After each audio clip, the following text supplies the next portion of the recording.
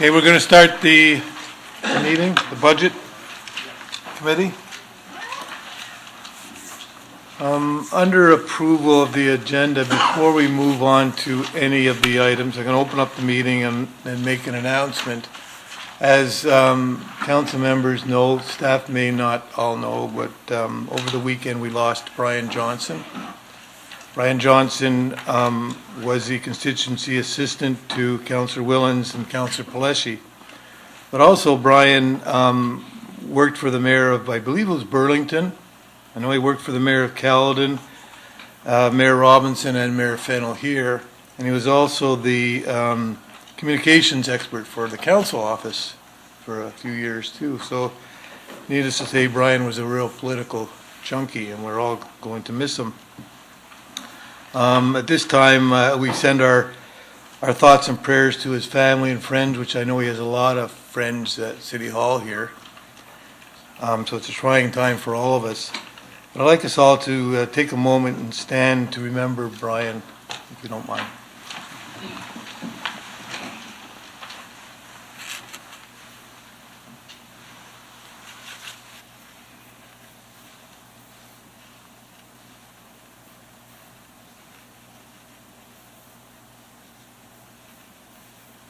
Thank you.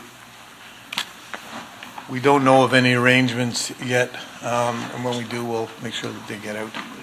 Everybody okay? Thank you.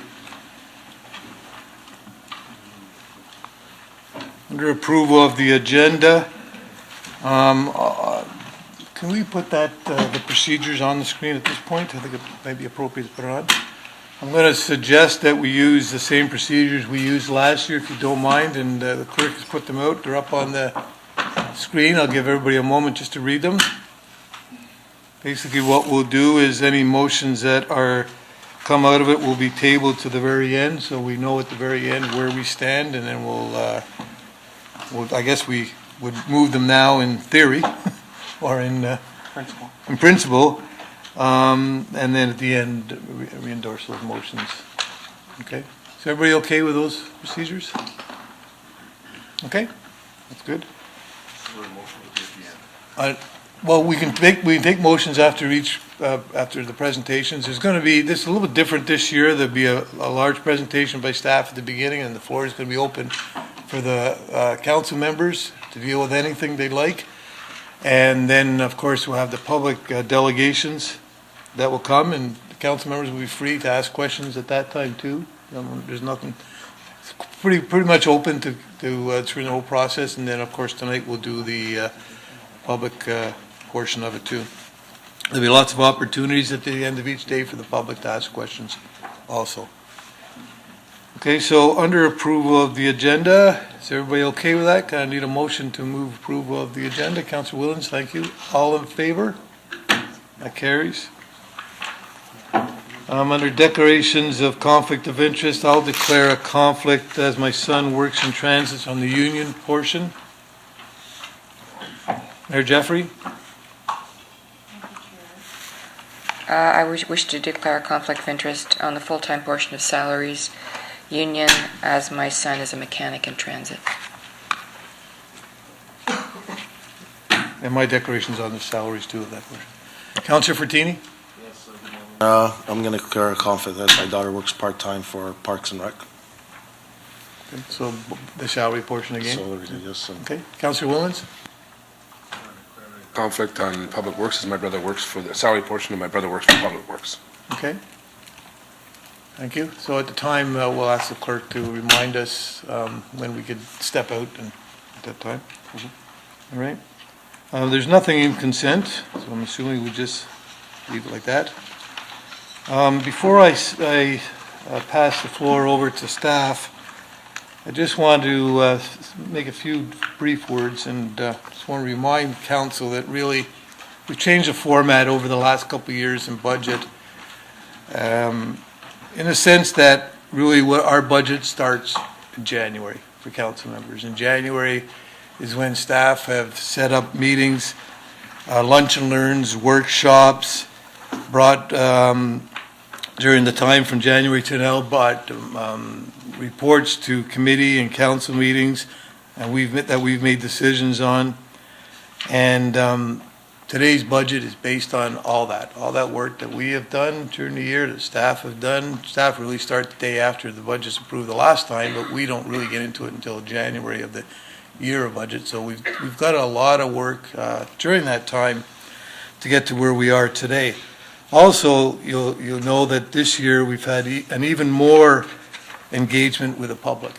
And I really congratulate staff on doing that. That was something that this council and myself wanted to do in budget, to get the public more engaged and have a say in their budget, and staff really went out of the way to make sure that happened over this year. And I think that's a really good thing when the public's engaged in that. All council members were given opportunities to meet with staff when the budget binders went out a few weeks ago. And as usual, in the last couple of years, budget binders were distributed earlier and also posted online earlier. So I guess my final words is thank you, staff, for listening to what council members wanted to do to make a budget more engaging for the public and more opportunities for us as council members to be able to talk with staff and get all the information that we need. Other municipalities are still doing it the old ways, where they get the budget books a week before or even 2 weeks before, and then they sit down for 4 or 5 or 2 weeks and battle it out. That's the old way of doing things. That's the way we used to do things. But now this is more of an engagement of council members and the public and staff to bring something forward at the end. And I think last year we really saw some changes that worked very well, and this year hopefully that will be the same way. So thank you for that. I guess at this time I'm going to, Harry, are you going to speak first, or Dave? Send it over to staff. Thank you, Chair and Council, Madam Mayor, and members of the public and staff members. We were going to buy new black shoes today, but we shined them up instead to show, our cost control within the organization. But I did want to talk to you a bit briefly about the capital and operating, and then pass it over to Dave to talk mostly about the numbers. What happened here? All right, go ahead. So I'm going to talk on the left side of the agenda a little bit about an overview, our transformations, both in the organization and now as we're driving towards the community. Really want to show you the value of what we're providing in this budget to citizens. And then Dave, on the right side of the agenda, will really get into the numbers for 2018, 19, and 20, and really talk about operating and capital in more detail. But again, we wanted to talk to you about the tremendous teamwork. I was in front of you providing an update on the strategic plan. The teamwork with council and staff have really led to some great accomplishments and good financial and sound cost control, which I'll show you. The community engagement, as the chair talked about, has been extensive. And now the heavy lifting begins, the community transformation that we need to do. And from the community feedback we're getting, there is an expectation that we will get better as a city and going in a different direction of how the city looks and feels. The transformation that we made in the organization, I always said in this council, gave me that green light to build a better organization. The byproduct of that was cost improvements. This wasn't the ultimate goal, but the byproduct has been cost improvements.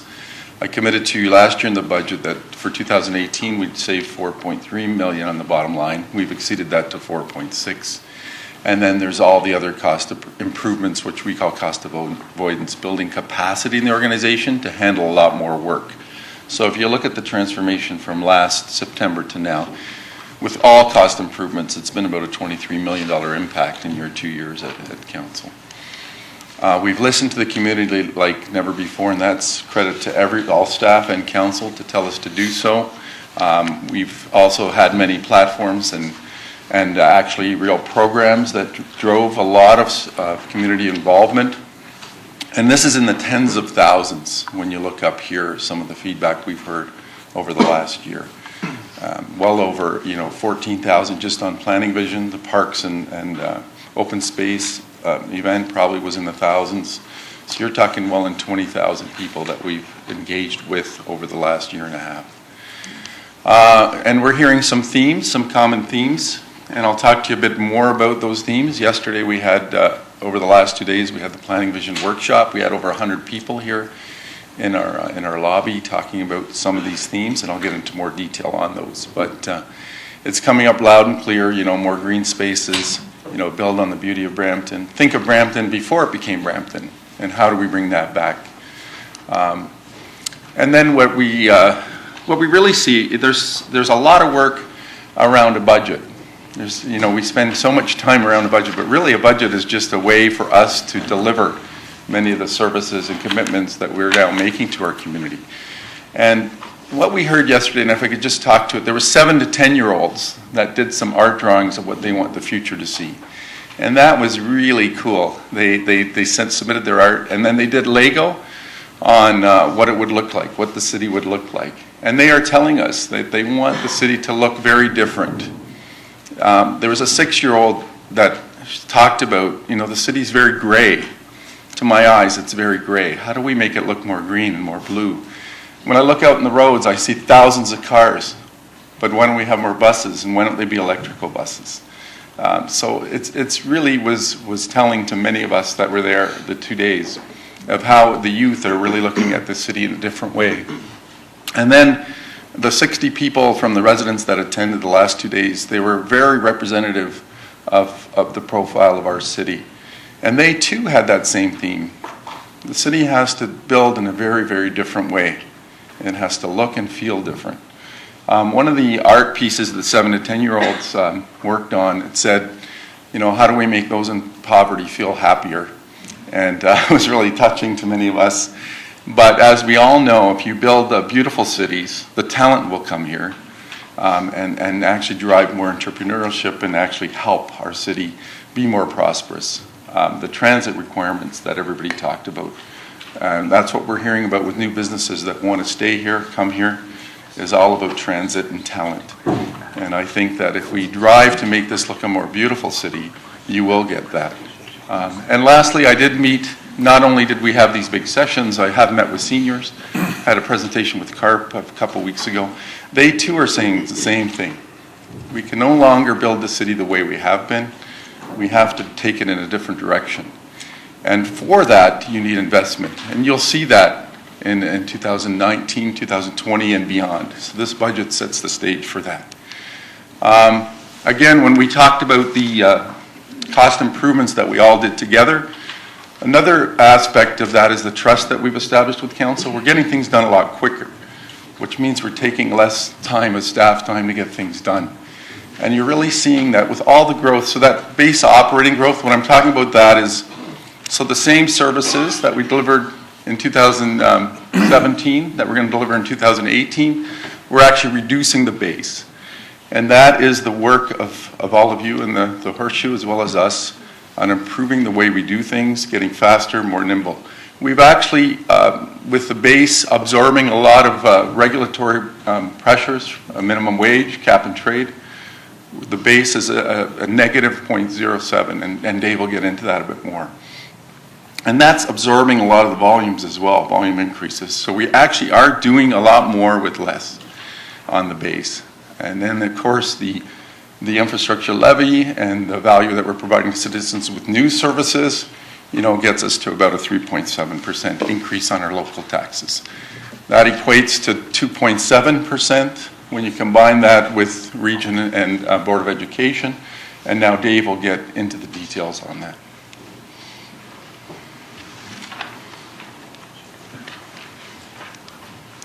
Thank you very much, Harry. Budget Chair and members of Council, I'm pleased to be here before you to present the recommended 2018 to 2020 operating and capital budgets on behalf of leadership team. This budget reflects the teamwork of leadership team and dedicated staff right across the corporation who are acting on the strategic plan priorities set out earlier in this term of council. This multi-year budget proposal is the direct result of many months of listening to our community about the future they see for our city. As the CAO alluded to earlier, the amount of community engagement we have done over this past year is unprecedented. This multi-year budget demonstrates that we are investing for impact. We are investing in order to transform our city to be a leader on the global stage. I believe that you and our community will be as excited as I am to hear about how we are transforming and moving forward. This multi-year budget includes significant investments in transit to ensure our citizens can connect to their places of employment, schools, and their community. Fire and emergency services to ensure we live in a safe community. Redevelopment of our recreational facilities to ensure our citizens continue to have opportunities to lead an active lifestyle. A university and center for innovation, education, and collaboration, our commitment to lifelong learning, enabling more affordable local education for families, while also serving as an incubus for entrepreneurship in our community. And a reimagined downtown, which will instill a sense of community pride right in the heart of the city. Brampton is a growing, vibrant, and young city. To put this in perspective and to serve as a context for the pressures that the city faces, Brampton is the second fastest growing city of the top 25 cities in Canada. Over 40 people move into Brampton each day. 1 in 3.6 Bramptonians are under the age of 19. Building activity is very strong. Visits to our libraries and access to print and digital media continues to rise. Fire and emergency services, enforcement, and animal services divisions are responding to ever more calls. Transit ridership is estimated to reach nearly 27 million, an increase of over 17% from 2016. Use of our recreation centers continues to rise. And supporting all of this is over $5 billion in assets that require ongoing maintenance and replacement to support these programs. As the CAO stated earlier, the 2018 budget has a net budget increase of 3.7%. When combined with the region and school boards, Brampton taxpayers will see a 2.7% overall property tax bill impact. I would now like to take a bit of a deeper dive on how the city's 3.7% net budget increase is made up. Through the hard work of management and our dedicated staff, the organizational transformation is demonstrating that the city can deliver more or the same with less, all in the face of this strong growth. Base operating and growth impacts for 2018 are decreasing by 1.3%. These base operating and growth adjustments allow the city to remain competitive in attracting and retaining top talent, absorbing inflationary pressures, and also delivering services into growth areas that our long-term residents have come to expect. As we just recently learned, Bill 148, Fair Workplaces, Better Jobs Act, was just passed by the province. The city, like other businesses, is not immune to the impacts of these changes. Human resources, finance, and the divisions directly impacted by these changes have worked very closely to quantify specific impacts as part of this budget. The impact of the initial minimum wage increase to $14 an hour and the resulting indirect impact on other wages will see the city absorbing an additional 0.5% in cost impacts in 2018. Cost pressure from a further minimum wage increase to $15 an hour in 2019 will have additional impacts on the operating budgets in both 2019 and 2020.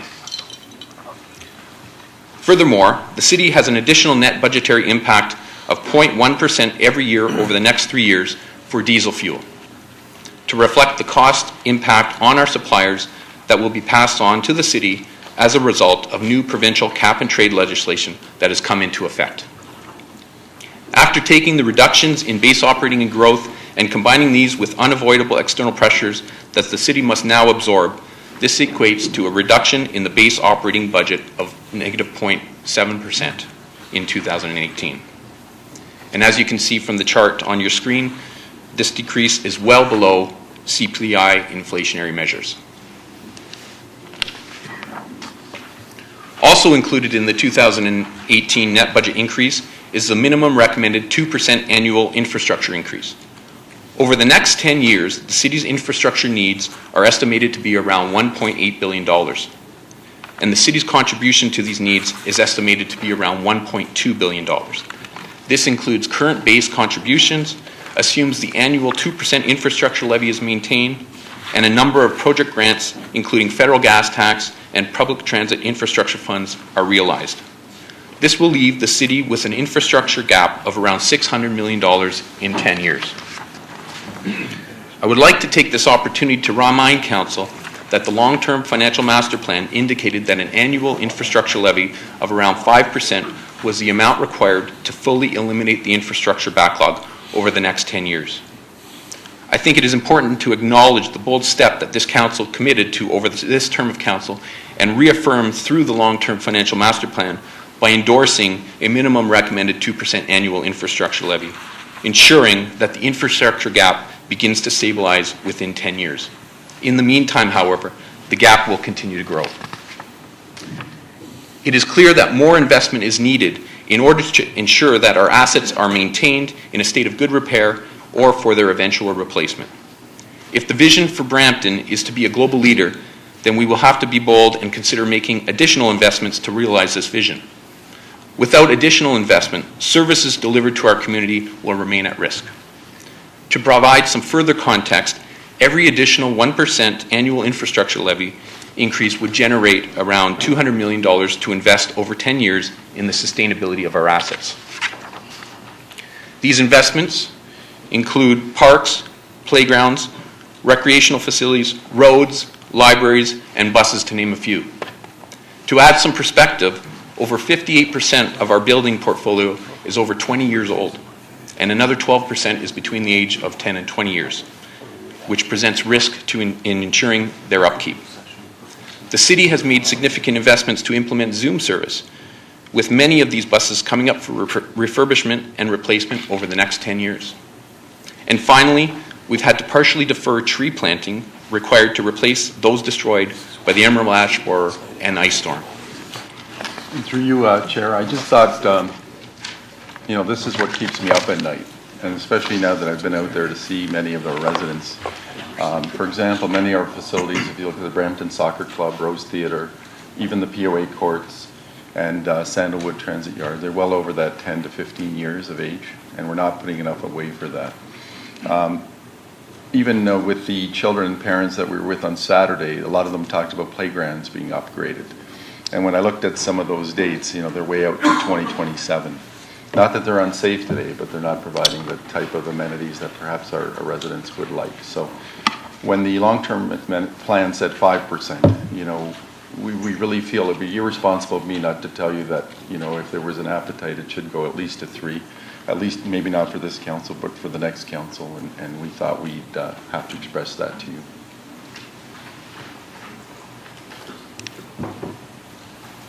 The 2018 budget also presents a number of new service and service enhancements. Together, these make up an additional net budget increase of 2.4%. First off, we are recommending further substantial investments to improve your ride, which has a net budget increase of 1%. Brampton Transit has seen unprecedented ridership growth, up 88% from 2009 and up 17% year over year. This investment in our transit network increases the fleet of Zoom buses by 34 to expand bus rapid transit and to provide regional connections to Malton GO Station near Pearson Airport.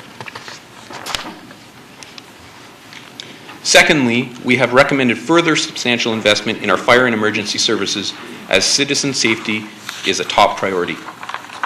Continuing on from 2017, we are recommending adding new fire trucks and firefighters to provide fire full response of 5 trucks on scene within 8 minutes. And just to clarify, this is not to be confused with fire first response of 4 minutes. We're also recommending making a major investment in a new fully centralized fire campus, which includes the replacement of a fire station, a new training facility, a new emergency operations center, and a replacement headquarters. This investment will ensure that the city's fire and emergency response is maintained at a high standard and our fire personnel receive the necessary training and can continue to practice these essential skills for when the time is needed.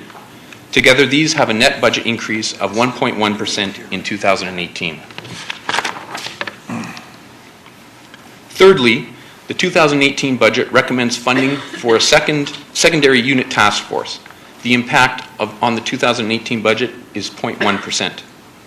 These resources would focus on illegal second unit housing and utilize advanced and innovative strategies to combat the proliferation of illegal units. This investment is being recommended to ensure community safety is upheld and resources are not being redeployed from other important enforcement activities. And finally, the operating budget includes a recommendation to open an interim library location in the southwest section of the city, a precursor to the development of a library branch as part of a combined community center in Bram West. The net budgetary impact is 0.02% in 2018 and a further 0.02% in 2019, representing the full annualization of these operating costs over 2 years. This service expansion is in support of the Brampton Library Strategic Plan, where there are flexible service points servicing a rapidly growing city. Having said all this, I would now like to highlight the overall picture as it pertains to the 2018 operating budget and also highlight the 2019 to 2020 forecast. In 2018, as you can see, there is a $16.5 million increase overall, or 3.7%. In 2019, you can see there's a $24.6 million increase year over year for an increase on a net budgetary increase of 5.4%. And for 2020, an additional $20.8 million or 4.6% increase year over year for 2020. And just to remind Council, for every 1% net budget change on the city portion equates to $4.5 million. And for matters of transparency, this slide pertains to full accrual accounting. Effectively, what we are showing here is that the total expenditure budget, including non-cash items, is $770 million for 2018.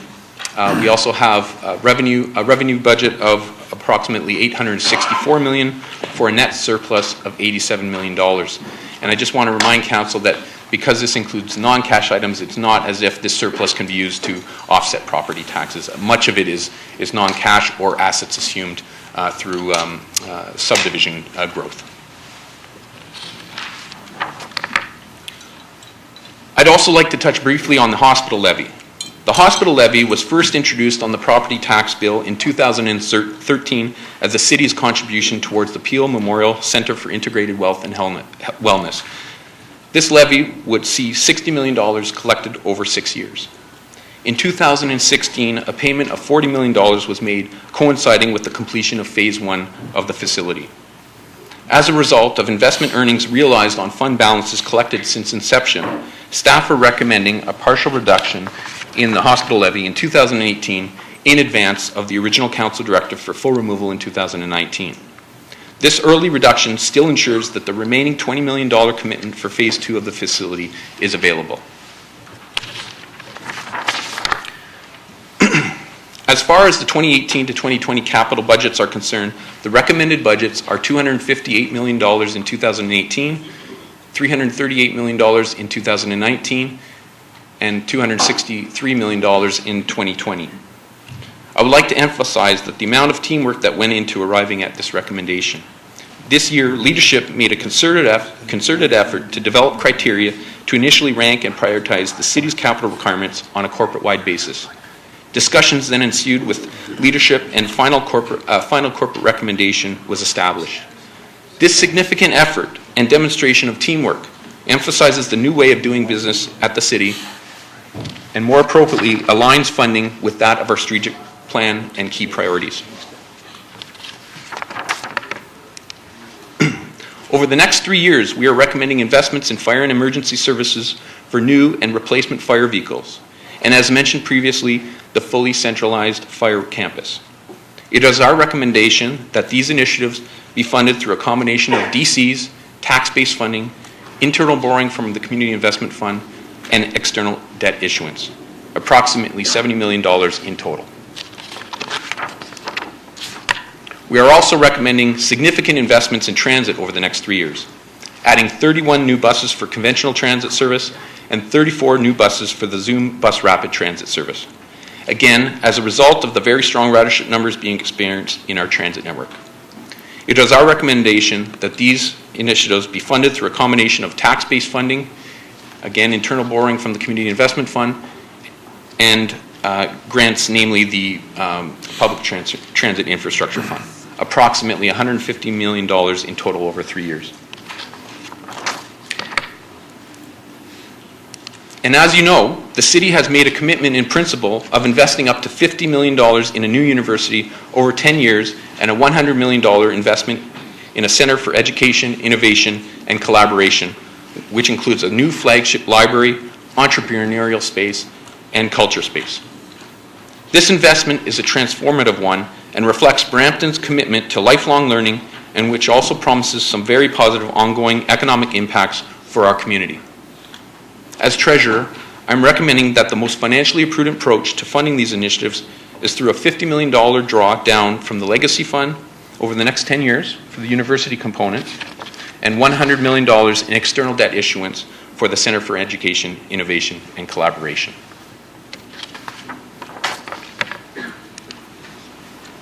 Another significant investment is the Downtown Reimagined initiative.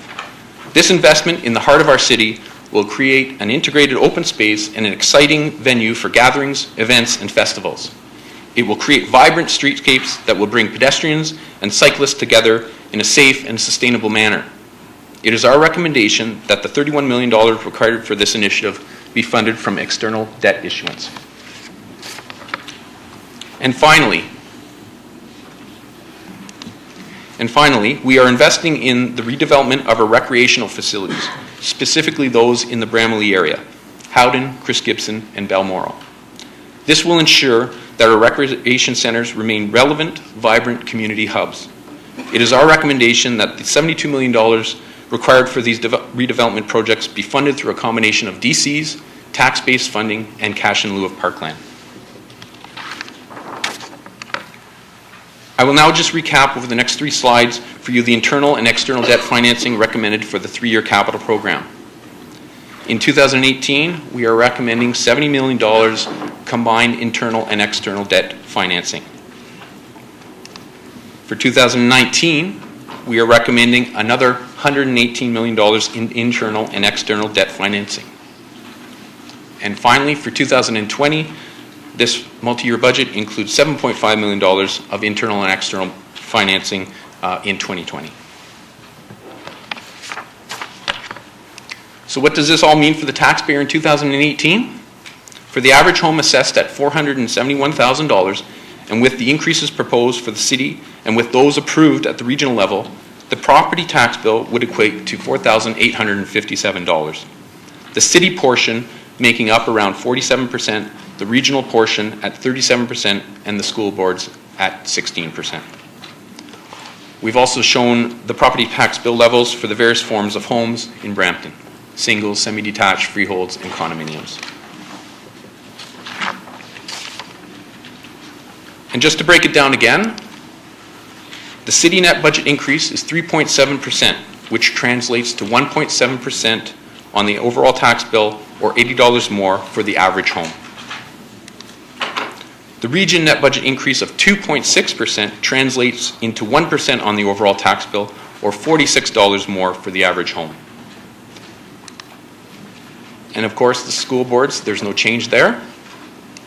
So overall, when all 3 levels are combined, this equates to a 2.7% increase, or $126 more on the property tax bill for the average home.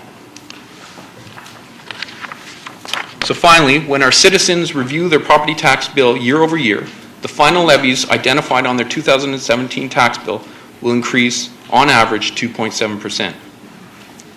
Budget Chair and members of Council, I think I speak for leadership team and staff that we are extremely proud of this budget submission, which demonstrates our desire and ambition to be future ready and deliver results based on our community feedback. This concludes our presentation. Thank you very much for your time, and we will now take questions. Thank you, David.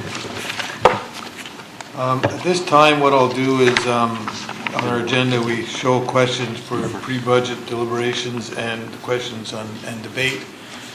You got circulated to the pre-budget discussions that we had with all the questions the council members had asked, and that's what we want to do to make sure this is even better than it was last year, that we have an opportunity to all learn from each other when we ask questions, so I want to thank staff for putting that together so quickly, and that we have it here. So we'll now open the floor up for discussions on the overall budget and this booklet, and then we'll go into the 1, 2, 3, 4, 5. After we do that, we'll do the 5 different reports that we have here. I think 3 of them need decisions and 2 of them are for receipt. Okay? So, Councillor Spovieri. Yeah, thank you, Mr. Chairman. Just a couple of questions for clarification.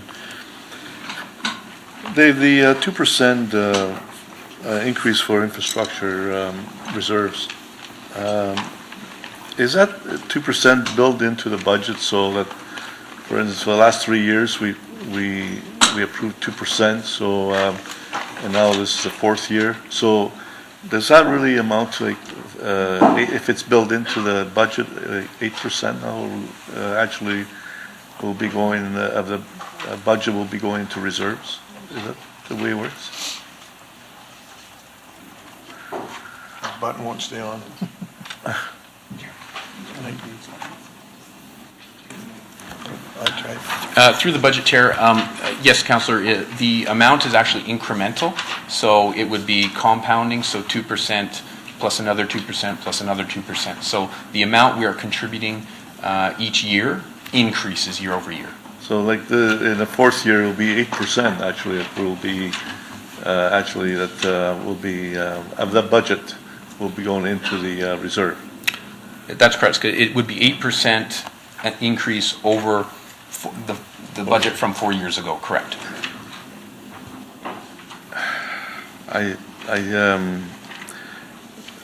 So that's so if we continue this pace, it's gonna be very substantial, and especially now you're suggesting that next year it's going to be increased to maybe 3% or 4%. This is some very serious stuff.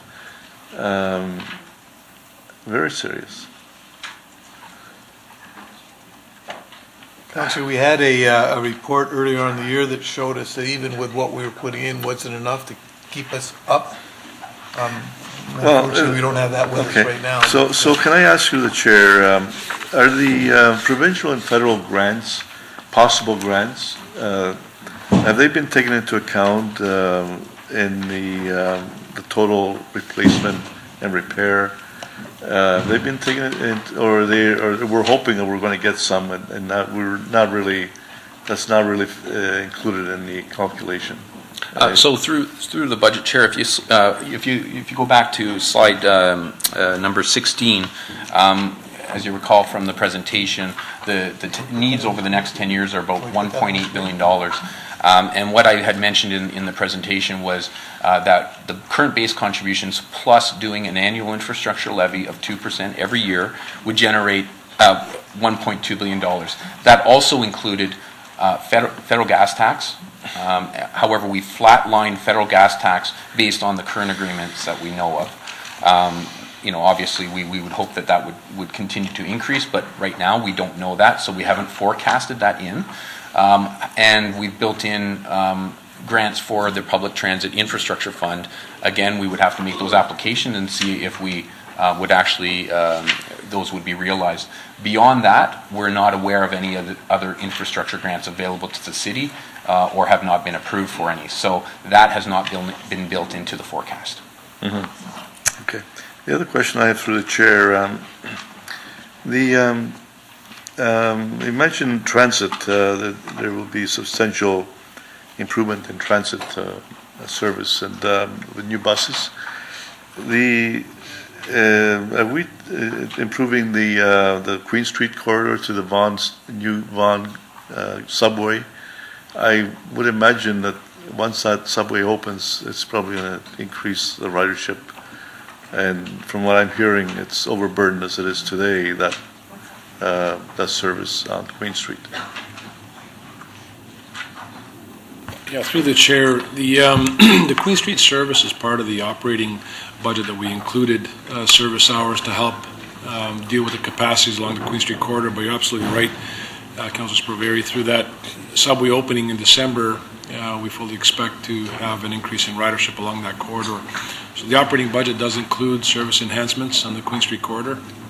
And the buses themselves, over the next 3 years, 31 buses, that's overall services for that 3-year period. Okay. And another question on transit, and it's great to hear that the increase has been very dramatic. Can you provide us with a table of how the GTA transit systems, have they been increasing at the same rate, or are we just increasing tremendously because of our growth that's occurring? Through the chair, the actual ridership in the GTHA report, typically try to report monthly. We can provide the ridership increases for all those jurisdictions, what information we have today, but I can say with confidence that we're probably 3 to 5 times more than anybody in the GTHA. Typically, you'll find ridership increases in around the 1% or 2%. There are some jurisdictions experiencing 5%. We're experiencing in the 17% plus area for this year. Okay. But we can definitely try to get the information if that's what you'd like for the GTHA, what information we have. And with that, through the chair, if you could provide us with the percentage of the population, each municipality that are using transit. So I don't know, probably Toronto is probably at the best ridership, possibly maybe Brampton has, I don't know. We can provide the rides per capita, if that would help. Sure. Absolutely. That'd be great. Good indication. Finally, this last question, Mr. Chairman. The increase of the tax increase, the balance of the tax increase over and above the 2% for the infrastructure. Does staff have a breakdown in each department as to where that increase is going specifically in this process? So each department could tell us that they're maybe hiring new people, or there's more programs made available, or whatever the reason is. Do we have that information through the chair? There it is there. Through the budget chair, so there are people involved in those numbers. You'll see the breakdown of each of those components in the divisional operating variance summaries. So you'll see each of those components broken down. You'll see the number of, say, for instance, bus operators that are associated with each of those increases. Okay. It's in your binder book there. Okay. And we went through that at each one of the meetings that we had, with the chairs and vice chairs and any councilman that wanted to come. We went through all that. So perhaps, Mr. Chairman, when the commissioners present their budgets, they can outline that just to refresh. We're not doing that this year. Oh, we're going like the region? This is it, what you're getting now. That's Oh, what okay. all those meetings at the beginning before. We're not going line by line. We didn't do that last year either. Okay, so can we ask then that each commissioner tell us, and it's how many new people, new staff that their departments are hiring? Can we find that? Can we get that through this process? Dave, do you have the numbers? Okay, we can ask, I suppose we could ask each one of them to quickly just tell us what it is. I don't want to start going through every one of these things again, but Alex, you could tell on the Zoom, and Fire Chief, you could tell them on the fire. Well, I think for transparency for the public, And then the library. information. Counselor, this is all being online, and this is all, Yeah. it's being transparent, it's more transparent than it's ever been. It's in the books. Mr. Chairman, Earlier, it's being online. I don't know how many people really go on the line and check out the budget. A lot more than are watching today, believe me. Alex and So- Chief, maybe you can Go ahead, refer Chief, to the yeah. You want binders. to go first? Perfect. Through the chair to Councillor Sprovieri, we are adding 20 new firefighters to improve our effective response force for the area of Station 210, the northwest section of Brampton. Alex? Through the chair, for transit, we have 62 positions, where 48 are operators, 8 are mechanics, and then we have general service persons, 2, and we have a combination of service delivery and analyst of 4 combined. Joe? Through the chair, earlier this year, we presented the issue with secondary units, and we were directed as part of the budget process to come back and present the cost to you. The additional staff requested for that task force is 7. 1 enforcement clerk, 1 enforcement supervisor, a prosecutor, and 4 property standards officers, which have been flagged as part of those new and enhanced services up on the slide. Planning? That's it. Through the chair, Planning and Development Services will be requesting 5 additional FTE. 1 is a senior plans examiner, and 4 are related to the secondary units for building inspectors. Public Works? Through the That's chair. all that's involved. Through the chair, Public Works and Engineering are requesting no full-time positions for 2018. We are, however, looking for part-time positions in the crossing guard area, in the student area, and summertime help. We will be looking for full-time positions in 2019, especially in our traffic signal and traffic maintenance and operations area to enhance traffic. But at this point in time, in 2018, there are 0 positions. Anything left, Al? Through the chair, so Community Services is requesting 7 new staff adds, all of which are 0 cost to our operating base budget. 6 of the 7 positions are in our building design and construction division, project managers and project coordinators, as we've got a very heavy construction forecast headed our way over the next couple of years, and all those salaries are going to be covered out of the capital budgets themselves. Then we've got 1 additional staff ad being requested in recreation, and we were able to self-fund that position by reducing other operating budgets. Okay, so Mr. Chairman, if I can ask Dave, so what percentage of the budget increase does this new hire equate to? Through the budget, Chair, I don't have the specific dollars. We can get that, but I can tell you in the staff request section of your, under that tab, it does identify the number of positions for each of the departments by year 2018, Right, 19, but I was 20. interested in what percentage of the increase these new numbers equates to. We could get you the number. Okay, great, thank you. Get that through the process. Thank you, Mr. Chairman. Okay. Councillor Moore? Thank you. We may need some of that 2% infrastructure levy to repair the roof when something crashes through it here. It's interesting, this morning in the Toronto Star, and I'm going back to the question that I asked around the debt financing, around transit this morning, and I know that it was just a Toronto Board of Trade navel-gazing perhaps, but a story about creating a superlinks that talks about transit, regional transit across southern Ontario. And what was interesting was that they talked about sort of how that would operate and function, and specifically that all municipal transit-related debt would be uploaded essentially. And, you know, when I met in the pre-budget discussions, we talked about, I know, Alex, that doesn't make me popular with you, but having anything to do with transit in your business budget, because I do think it's just a matter of time before the province makes some serious moves towards uploading transit across certainly the GTAH, but perhaps southern Ontario.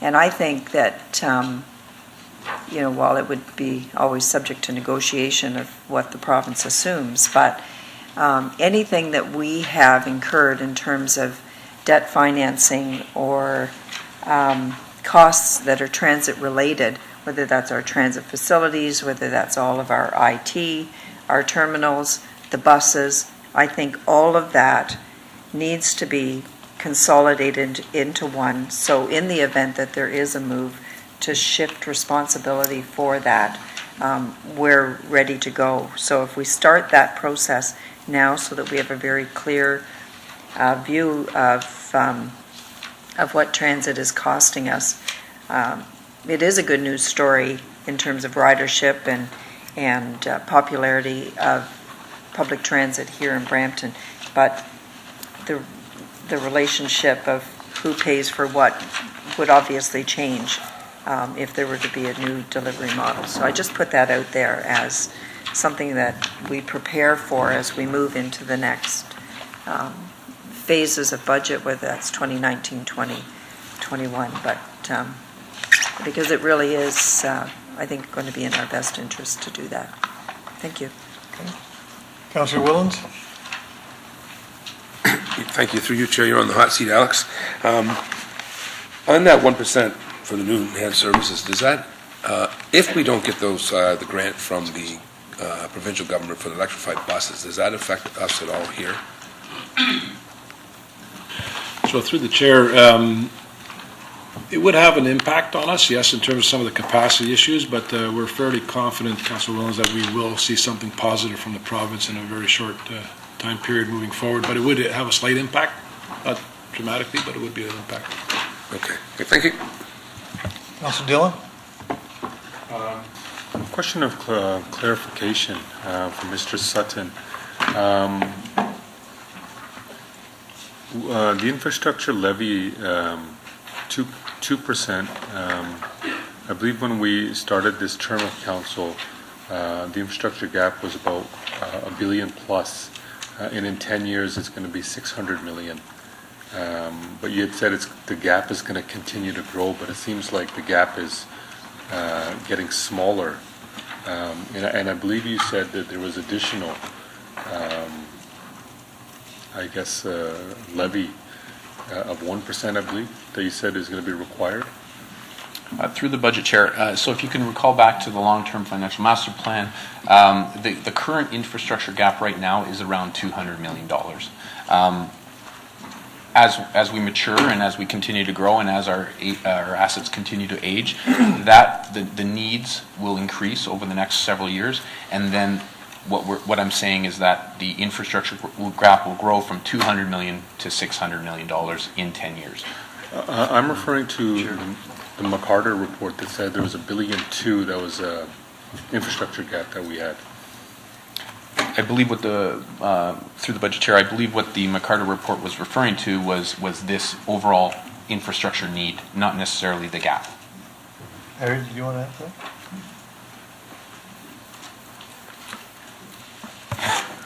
Through you, Chair. Okay. Not the McCarter component, but when you asked about the gap, the long-term management financial plan that we presented to council said that we probably should be looking at 5%, and we're currently contributing 2%. When I lose sleep at night, I just said, we want to creep up to that closer. So we're looking at increasing the 2% to 3%?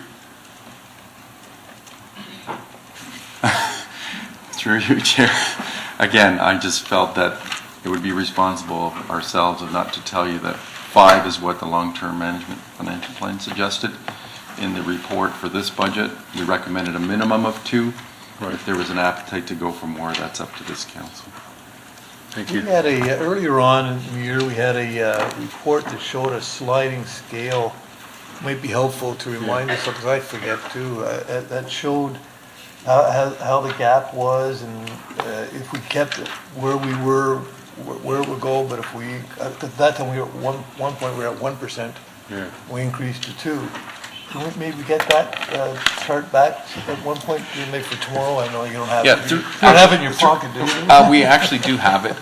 We can probably get it ready to put up there fairly quickly for us. That might be helpful for us. We just thought the way that we were presenting it this year was a little bit more simple for the general public to understand, just in terms of quantifying the total need, the total amount of funding that we can derive through our budgeting process, and then that overall shortfall. Right.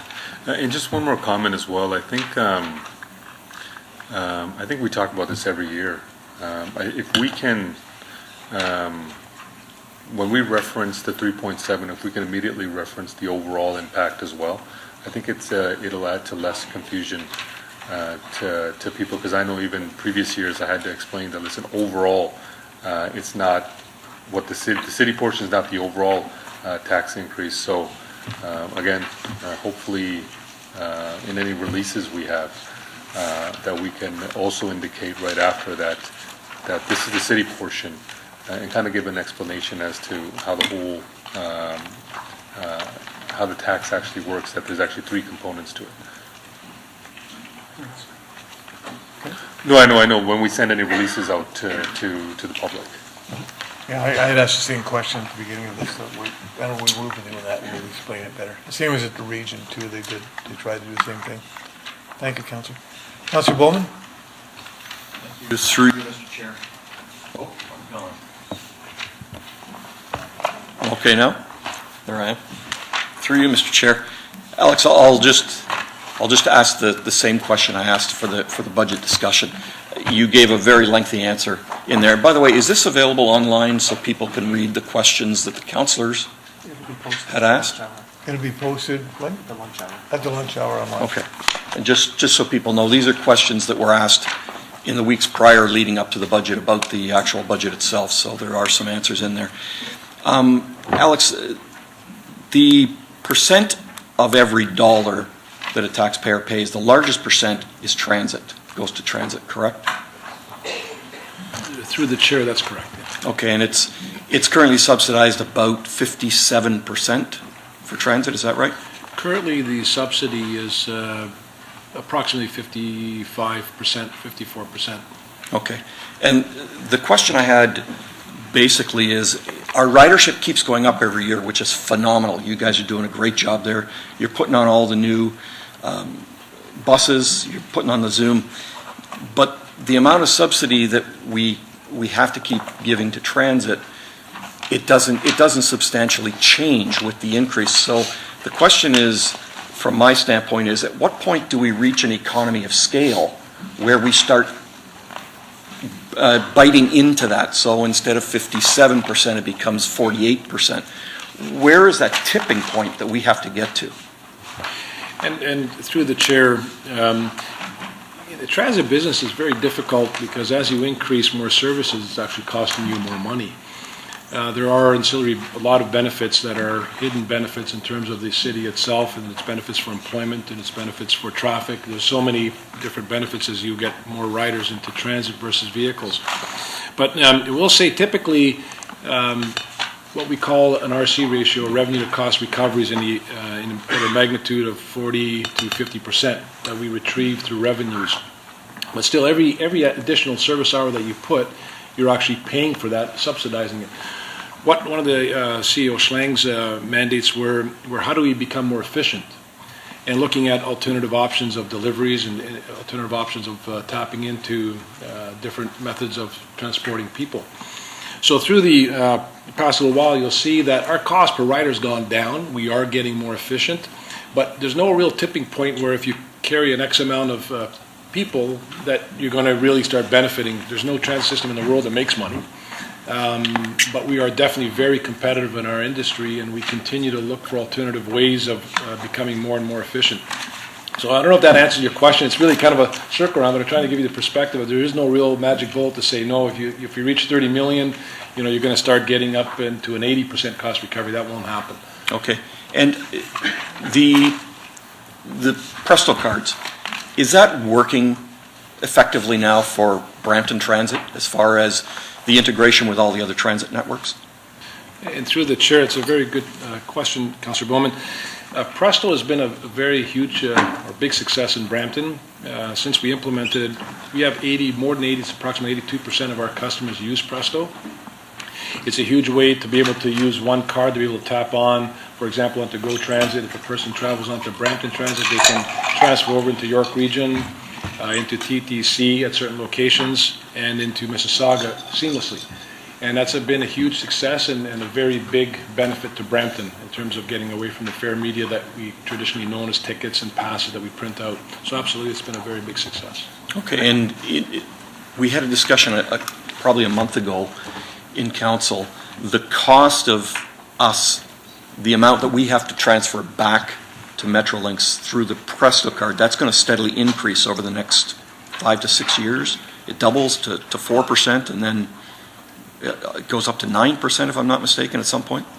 Yeah, through the chair, in an end state solution with the agreement that we have with Metrolinx that's tentatively ready, pending for signature, we brought to council, will be at 9% of our revenues collected. So for every dollar that we collect, 9 cents of that would be paid to the province for managing the entire network.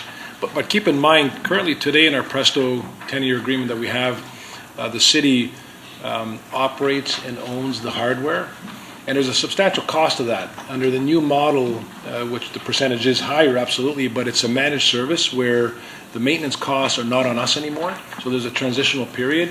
So the 9% might seem a lot higher than what we're paying today, but there's also different delivery methods that we're looking at in the new contract, which will benefit us as well. But Okay. you're right, it's 9%. Okay, thanks very much, Alex. Councillor Sprovieri? Chairman, just going back to the infrastructure, is this a 10-year time period that we're saving up for over the next 10 years, or is it a longer period? So through the budget chair, I just want to reconfirm that, for every year, all the money that we collect from the infrastructure levy, so the current base contribution plus the incremental, goes into the reserve, and effectively, as soon as it's in that reserve, we're allocating it out to new projects. We're not actually saving any money. So that's how far behind we are in terms of the infrastructure gap. We have many demands and many needs, and so the money we're collecting, again, initially goes into the reserve, but through this capital budget process, that funding is allocated into the 2018 capital budget. Okay, so how many years before when we finally catch up? How many years? Through the budget chair, as I mentioned, if you were to continue at 2%, it would only begin to stabilize the infrastructure shortfall in 10 years. So at that point in time, we would have a $600 million infrastructure deficit. You would most likely have to continue at a 2% level for another 10 years in order to eliminate the full infrastructure gap. Again, as the consultant stated in the long-term financial master plan, it would take approximately 5% annual infrastructure levy to eliminate that $600 million shortfall in 10 years. And I understand the urgency and the necessity, but I wouldn't want to go to the public, and the public's already stretched out. From what I'm hearing, people really are getting to the point of they can't handle no more. But so the question I have is, in the next 15, 20 years, we're going to have another 300,000 people coming to the city. So wouldn't it make sense that we just keep going with 2%, and then those people, the new people, will also be contributing to the cause as they come into the city, rather than ask the majority us people who are here now to take the brunt of the savings.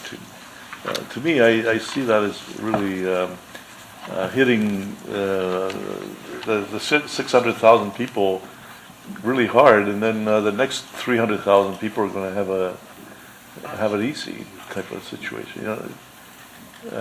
So I would think the thing is to just keep going with the 2%, and then and so people that come here for the next 10, 15, 20 years will also share in that burden, rather than the existing residents. Through the budget chair, so just keep in mind that as soon as those new residents and their homes are on the as part of the assessment, they do begin to contribute immediately to the levy. So so there's more people paying for that levy as people grow, but then again, we're also adding more assets to serve those people. So both are contributing into the overall levy. But those needs continue to rise. We've just put up here on the slide just to show the chart that we showed back when we did the back at the council workshop, as well as the long-term financial master plan, which just shows, and it's that dark line, the black dark line on the chart, that shows that the infrastructure gap is building from around 200 million. You have to look at the right hand of the scale. It's 200 million today, and it grows to approximately $600 million. And again, that assumes that we're making an annual infrastructure increase of 2% per year. It includes our base contributions that we have today as well, and assumes federal gas tax and PTIF funding. The dotted line is what represents if we were to do 3%. So again, that represents it. The curve would begin to turn down much earlier in that forecast. Around 2019, it would start to have a major impact. And as you can see, towards the end of the 10 years, there's a significant headway that's been made by doing an additional 1%. And as I said, I understand the problem, but I think that before we move into a higher than 2%, I think we have to really think this out carefully and see if we're better off just to stretch it out further, and so more people can contribute in the future. And I think it's going to be. How many other municipalities are doing this besides Brampton? Do you know? Through the budget chair, many municipalities are actually doing this. There are several doing it at the 2%. In fact, the Region of Peel is actually doing 2% for their portion of the tax-supported as well. They do a utility-supported infrastructure contribution as well. Mississauga, many of the other communities in the GTA, and at the 2% level as well. So they just started doing it after Brampton started, or they were doing it before Brampton? Through the chair? Through the budget chair. Some have started after, some started before. And again, I believe it was 2007, 2008 is the first year we initiated the program here. But there were some that had led the way before us, and some did follow after us. Okay. Thank you, Mr. Chairman. Councillor Fortini? Thank you, through the chair. Just a quick question. Our reserve funds have doubled since 2014. Is that the money that surpluses on different budget, it goes back into reserve fund? Through the budget chair, most of that surplus is actually related to the development charge deficit that we used to carry, and then with the way we've changed the way we're doing business by looking at our program, what we could deliver, we actually a number of years ago had pulled back in terms of the actual capital budget, and that resulted in our development charge reserves building back substantially. So we're actually in approximately a $90 million surplus in DCs, where at one time we were $200 to $300 million in deficit in those reserves. Okay, that's good. And one more question, I think it's just on the part where we're putting in more bylaws for basement apartments. Will that be effective if we don't change our bylaws on hiring those extra people? The old bylaws. Through the budget chair, currently there was a significant volume of illegal second units that were identified by our fire services when they were responding to their work, and those were providing a substantial workload to us. In addition, we are receiving numerous calls, hundreds of calls, that we are now mandated to go and investigate. This is taking a significant level of effort and work, and for us to be successful in doing it, and we have been successful recently, it requires significant investigative work as well as obtaining a warrant so we have right of entry to go work with those individuals to investigate and bring that house up to compliance. And as I stated earlier, the direction from council was to bring this back for council consideration through the budget.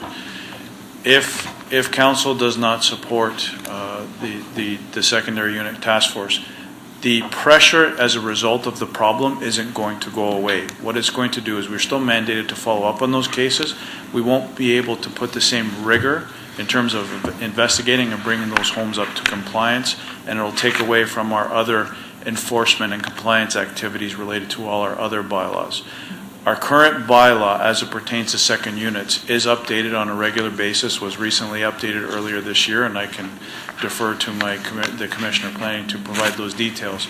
But we're trying to be as adaptive and as flexible as possible to ensure that our work on the building side the enforcement side and the planning side are all aligned and working together to ensure that it is working properly. So any additional changes for the bylaw can be made, but at this time, I don't believe any further changes are necessary.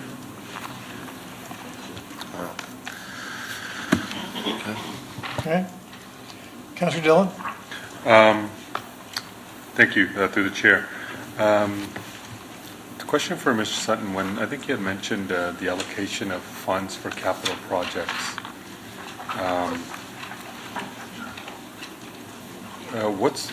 There's issues with bookkeeping in the past where I guess, previously staff wasn't able to keep track of where the money's been allocated. What steps have been taken? What steps are we going to take to ensure that doesn't happen? Because I believe, what people are reading in the news is that there's like $600 or $700 million of money that the city didn't know where it was being spent. Through the budget chair, actually, the city always knew where the money was, and I think the number was approximately just over $700 million. However, it was being misreported in the media so we always knew where that money was. Effectively, and this is why we did change some steps in the process. We were getting a bit ahead of ourselves in terms of what we could actually deliver in terms of our capital program. And so what was happening is we had built up the capital program to around $700 million, and so those projects were sitting, in many cases, idle, had not started. So the money was always accounted for. It's just, again, we got a bit ahead of ourselves. We took some steps to scale back on our capital asks beginning in 2015. And then we've really ensured that we have the right people and capabilities in place to deliver the programs that we're asking for. Right. So what you've seen is, and you'll see that in the capital status reports, is that number has been scaled back significantly from prior years. Right. So second question is in terms of the infrastructure gap, and I think that Councillor Spoveri had asked what other municipalities are doing. As I went to FCM and even AMO, it's almost becoming unsustainable for many of the municipalities. Are there any discussions with the province or the feds on how to shrink that gap? And I guess in terms of revenue collection, is there anything that the city is aiming to, or trying to be creative, or even any assistance from the upper levels of government to really shrink that? Through the budget chair, as always, we'll continue to advocate for additional funding at the provincial and federal levels. Wherever there is programs that are identified, the city will put forward projects or programs to get a piece of that funding that is available. We are starting to do more work in our government relations department to go advocate more proactively to do some of that work. Again, what you see in this infrastructure estimation or forecast is what we know today. And I just want to keep in mind that usually those infrastructure grants do come with some strings attached, and there is a city contribution that's required for those projects, usually 1/3 to 50% of those projects. So it is important that we continue to invest and use city contributions so that we can actually leverage that to seek some of that additional infrastructure funding. Right. Sorry, thank you very much. And just through the chair, I have a question for Joe. You guys aren't going to give a presentation or anything like that, is that correct? There's some snow questions. Through you, the chair, we're here to answer any specific questions that you may have. You can ask any question you want. No questions, ask the question. Go ahead. Can you just quickly highlight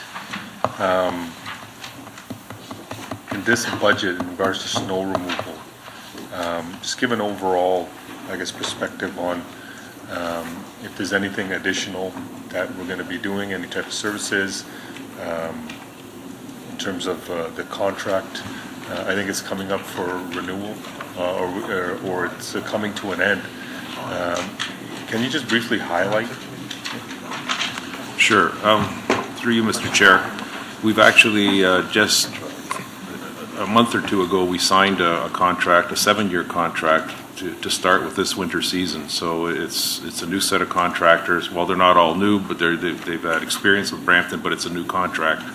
And they're starting with this winter season. There are no increases in level of service. There are no decreases in level of service. However, over the last year and a half, we had a service review where we've actually re-rationalized all the routes.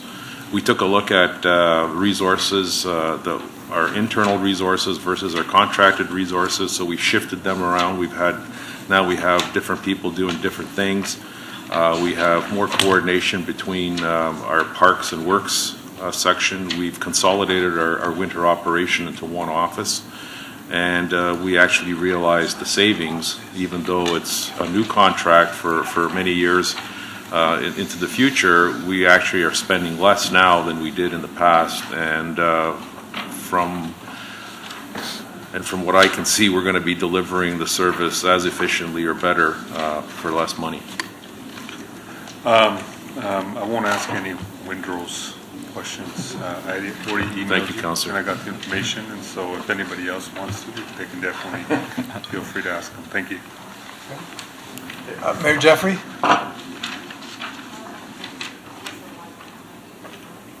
Mayor Jeffrey, is your mic on?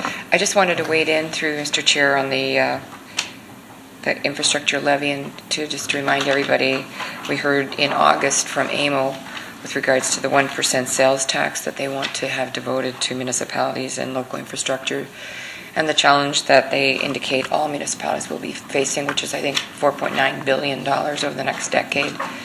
So the good news is all of the leaders agreed that it was an issue and that they would talk about it again in the future. I guess it's something that we collectively can talk in the next 6 months about the challenges we face as municipalities. There's only really 3 sources of income. It's the property taxes, it's user fees, which we grappled with last week, and provincial grants. I wonder if I could raise an issue, and it will not impact this budget, but essentially today the province of Ontario posted a regulation with regards to transient accommodation tax. This deals with hotels in your community and the ability for a municipality to impose a tax with regards to the purchase of transient accommodation in the municipality. Now, in order to do something like this, you'd also have to have a destination marketing program in the municipality. I don't actually know if we do have a destination marketing program. So this is for a future conversation. I'm looking for other revenues. I believe Mississauga is looking at this currently. So to staff, through you, Mr. Chair, if we could explore this, see if it's something we as a city might want to do in the future. I think it may be a 1%, possibly 2%, but until we know the impact of that potential revenue, I think we should at least explore it and see if there's an opportunity for us in the future to gain some additional resources and revenues for our municipality. Thank you, Chair. Staff are acknowledging they'd be happy to do that. Thank you. Okay.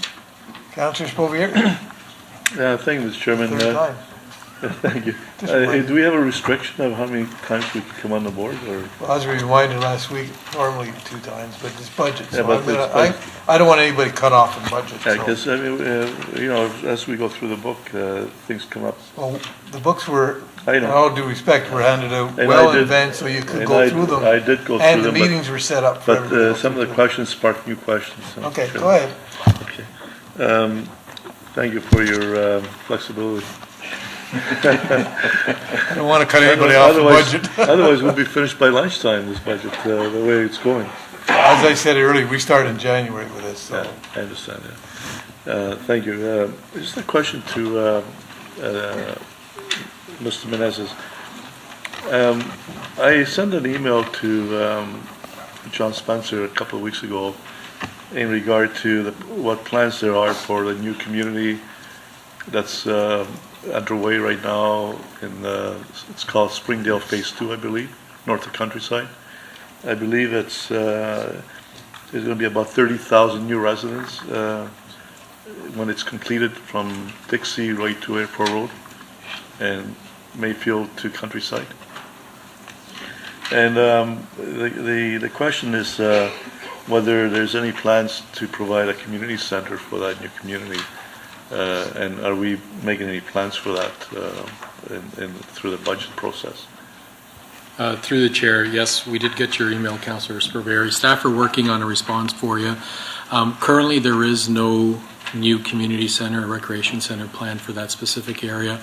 But what we've directed staff to do, we are reviewing over the next few months sort of the forecasted growth, exactly where we're at, a current inventory of assets that we have from a recreational perspective, and then we'll be bringing something back for council's consideration in the new year. Mm-hmm. The reason I ask is my understanding is each new homeowner, we collect development charges, and a portion of that is to go towards recreational. I think there's a portion of that development charges that is collected. It goes towards the recreational facilities, and some goes to transit, some goes to roads, some goes schools, and so on. So I would imagine that there's going to be a substantial amount of DCs collected from that community that's dedicated towards a community center. So is there any way of do we know how much will be collected in that 30,000 new homes, and whether I think we're obligated to provide the people who pay into it should be receiving a benefit. My understanding is. Through the chair, you are correct. There are recreation development charges that are collected. We do have a long-term forecasted in terms of revenues and expenditures. They are not collected on a neighborhood basis. They are for citywide purposes, all those recreational fees. And as we sort of plan to build out, those funds will be dispersed based on what council recommends in terms of what new rec centers will be built. But to be clear, when you're collecting recreational development charges, they don't necessarily get spent in your neighborhood. They are collected for citywide purposes for recreation. And through the chair, I'm well aware of that. I know that there's a couple of areas of the city that are not very underserved. Some of the older areas that never had DCs, probably they only had, back in those days, had lot levies, I believe, and I don't know whether it was broken up in the same manner. And you got to question why there was no facilities built in those older areas when there was lot levies were collected from the city, and you got to wonder what happened to those monies, whether it went into how they were spent and so on. But I guess we never So do find I hear out. you saying you want to move a motion that all that money collected now gets spent in the older areas? Is that what you're saying? Not at all. No. I'll support that motion. No, not at all, because it should go where the people, whoever pays should be getting the benefit. And I mean, that's only a logical and fair way of doing things. I think if those old areas, if those monies were spent somewhere else, then we should put it on provide facilities, but not from DCs, but should come from the tax base, and because those people have been paying taxes for 40, 50 years, and they never had a benefit. So I would support that, certainly. But not I'm just to take. kidding. I know you want. So through the other question I had through the chair to Mr. Patuska, we've been told several times that you're reevaluating future road widenings to see whether there's a smarter way of handling the additional traffic, whether it be intersection improvements to improve capacity. Is that study is that coming to us soon, or some of the projects that were like Williams Parkway was projected to be widened, Sandalwood Parkway was projected to be widened. So are they? I know that Williams Parkway has been I heard Councilor Moore talk about that on a number of occasions. I don't see anything in the budget. So has that been reevaluated to see how we can do it smarter? Joe? Through you, Mr. Chair. So we've sat down with our other partners like the Region Appeal and MTO and took a look at their programs because their programs affect our traffic on city on streets that are under city jurisdiction and vice versa. Their transportation master plan relies on our transportation master plan, so if we don't do something, there could be effect on their roads. So we've had those discussions. We've identified some roads that probably need a reevaluation in our transportation master plan. However, we are proceeding with the EA, and our EAs are going to actually get into that discussion even further in greater detail as to whether they can move traffic. I can tell you that in Williams Parkway, there are areas where we feel that all of Williams Parkway does not need to be widened. There are certain areas that do, and but with our 10-year plan, Williams Parkway wasn't scheduled to be widened for another year or two, so we're still holding to that. It's not in 2018, but you'll see it shortly, and we are continuing with the EAs and the studies. And the numbers are the numbers. So I mean, we're looking at the traffic numbers, but we're also looking at it in context of a complete street and livability, and as mentioned right from the beginning about beauty of our city. So we are looking at other things that go along with the reconstruction of the road. Mm-hmm. And through the chair, in Sandalwood in particular, I noticed the area between Heart Lake Road and to the west I travel that road once in a while. At rush hour, it's quite burdened. Presently around Conestoga and Kennedy Road area, it's usually quite busy. Is that also being under review, or is that because I believe that there was plans to widen those sections of Sandalwood? Through you, Mr. Chair, that portion of Sandalwood is in the Transportation Master Plan to be widened. And again, we're proceeding with the EA, knowing the traffic conditions, like you say, that it's pretty congested now. I know there's a medium density development at Conestoga and Sandalwood that's going to go in. That's going to bring even more traffic. So there are areas of Sandalwood, and that's probably one of them that will be widened. Okay. Thank you. Thank you. Councilor Rios? The chair. This question goes to Al. In terms of, first of all, the 2% infrastructure levy, fully supportive. I think was a courageous move by this council, and I thank you, CAO, for referencing the additional 1%, because certainly, when you see parks, pathways, playgrounds, that's really, 50% of what I keep hearing from communities is that type of infrastructure. Getting to this year's budget and getting to the asset management plan, and specifically around our recreational facilities, specifically around our infrastructure, so the amenities of the parks, can you just speak to, because we know there's an infrastructure gap we have, but specifically in relation as a context of our asset management plan, what is it telling us for this year?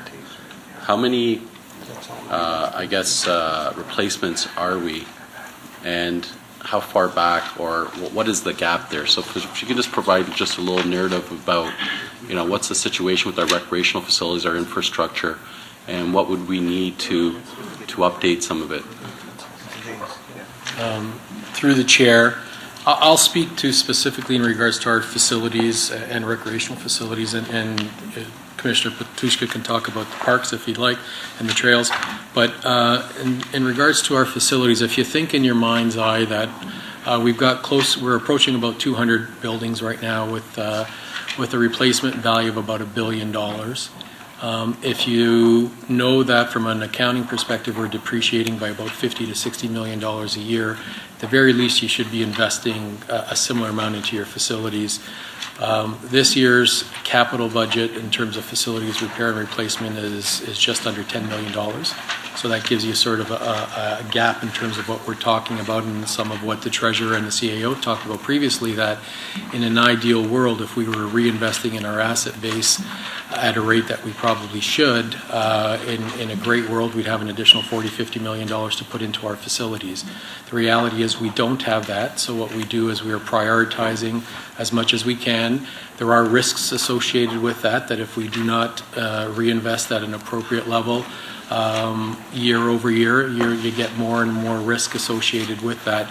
We've got an example now where Howden's been closed for a couple of years because of that decision that we've been making. So that gives you a sense of where we're at from an asset management perspective.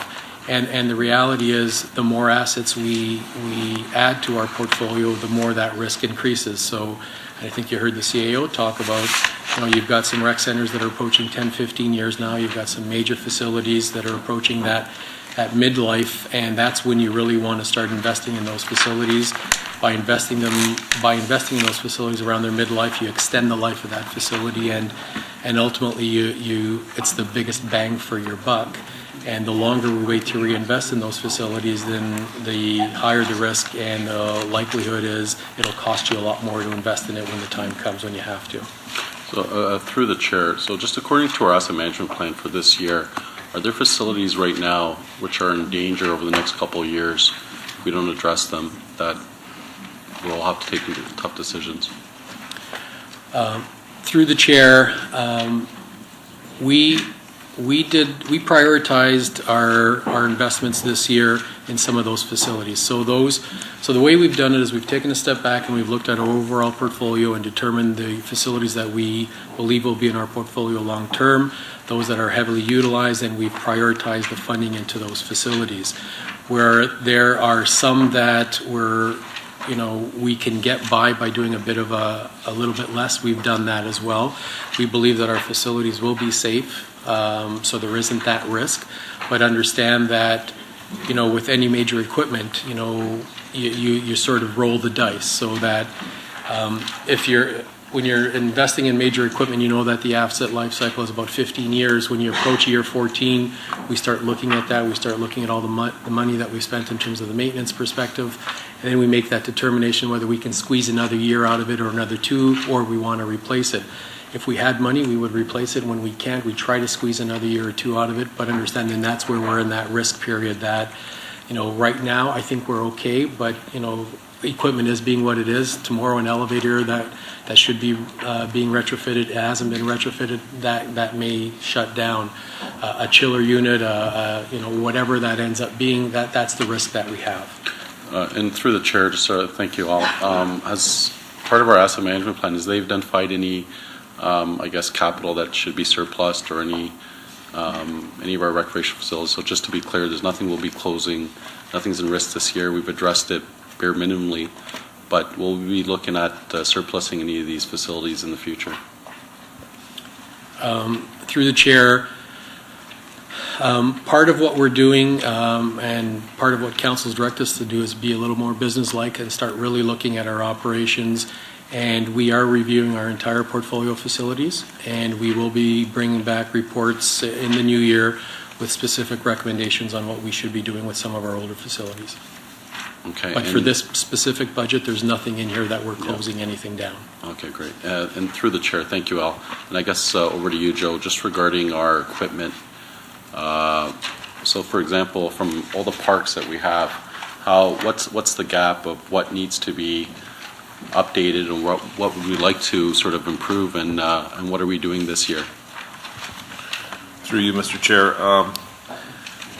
Speaking specifically of playground and playground structures, we have over 300 of them in the city of Brampton, and the life expectancy of a play structure is approximately 20 years. They're inspected by law. They have to be inspected by a certified professional at least once a month, and they are. And any repairs that have to be done to them are done immediately upon finding any deficiency. Having said that, it was a real boon to us to have the Canada 150 fund.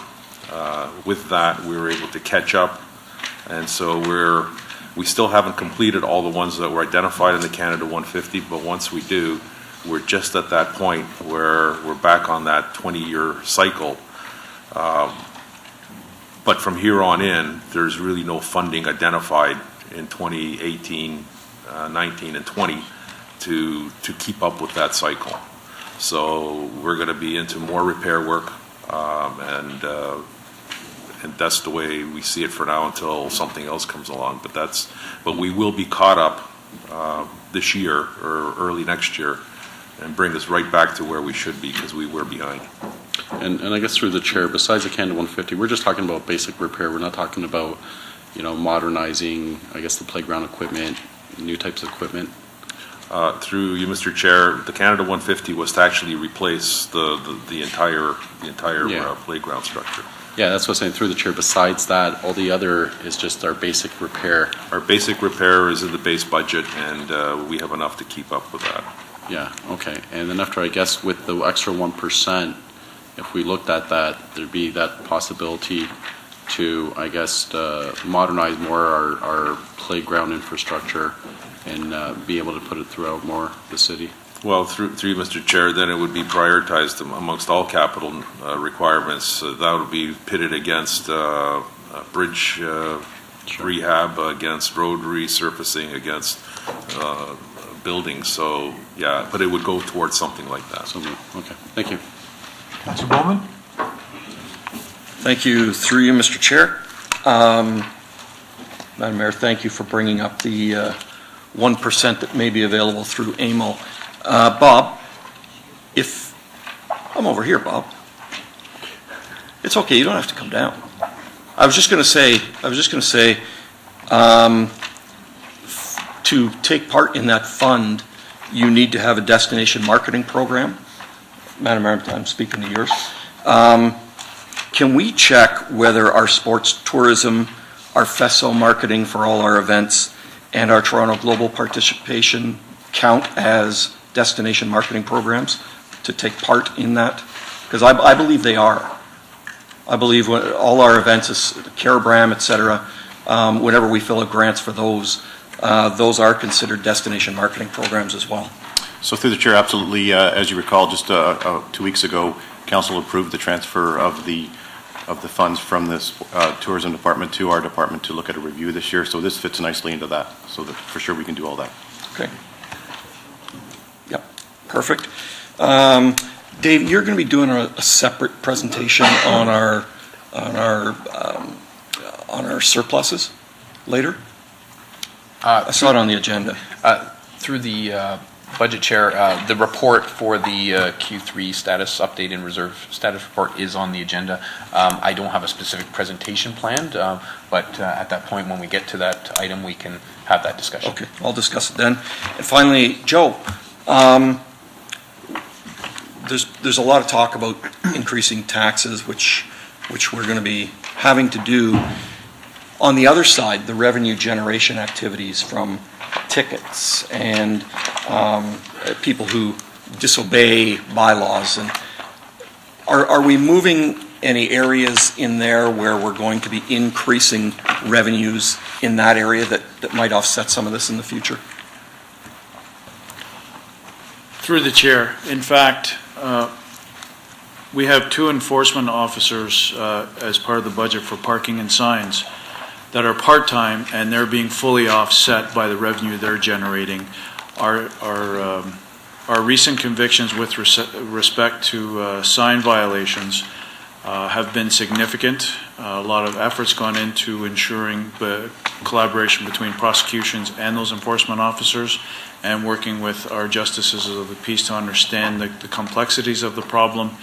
And they have resulted in significant fines of over $10,000 apiece. As it pertains to illegal second units, those can go upwards of $50,000. But to get to that point, you need extensive evidence for that conviction. And again, while we can start to attempt to generate that revenue, it's not meant to be more so as a means of a source of revenue for the city.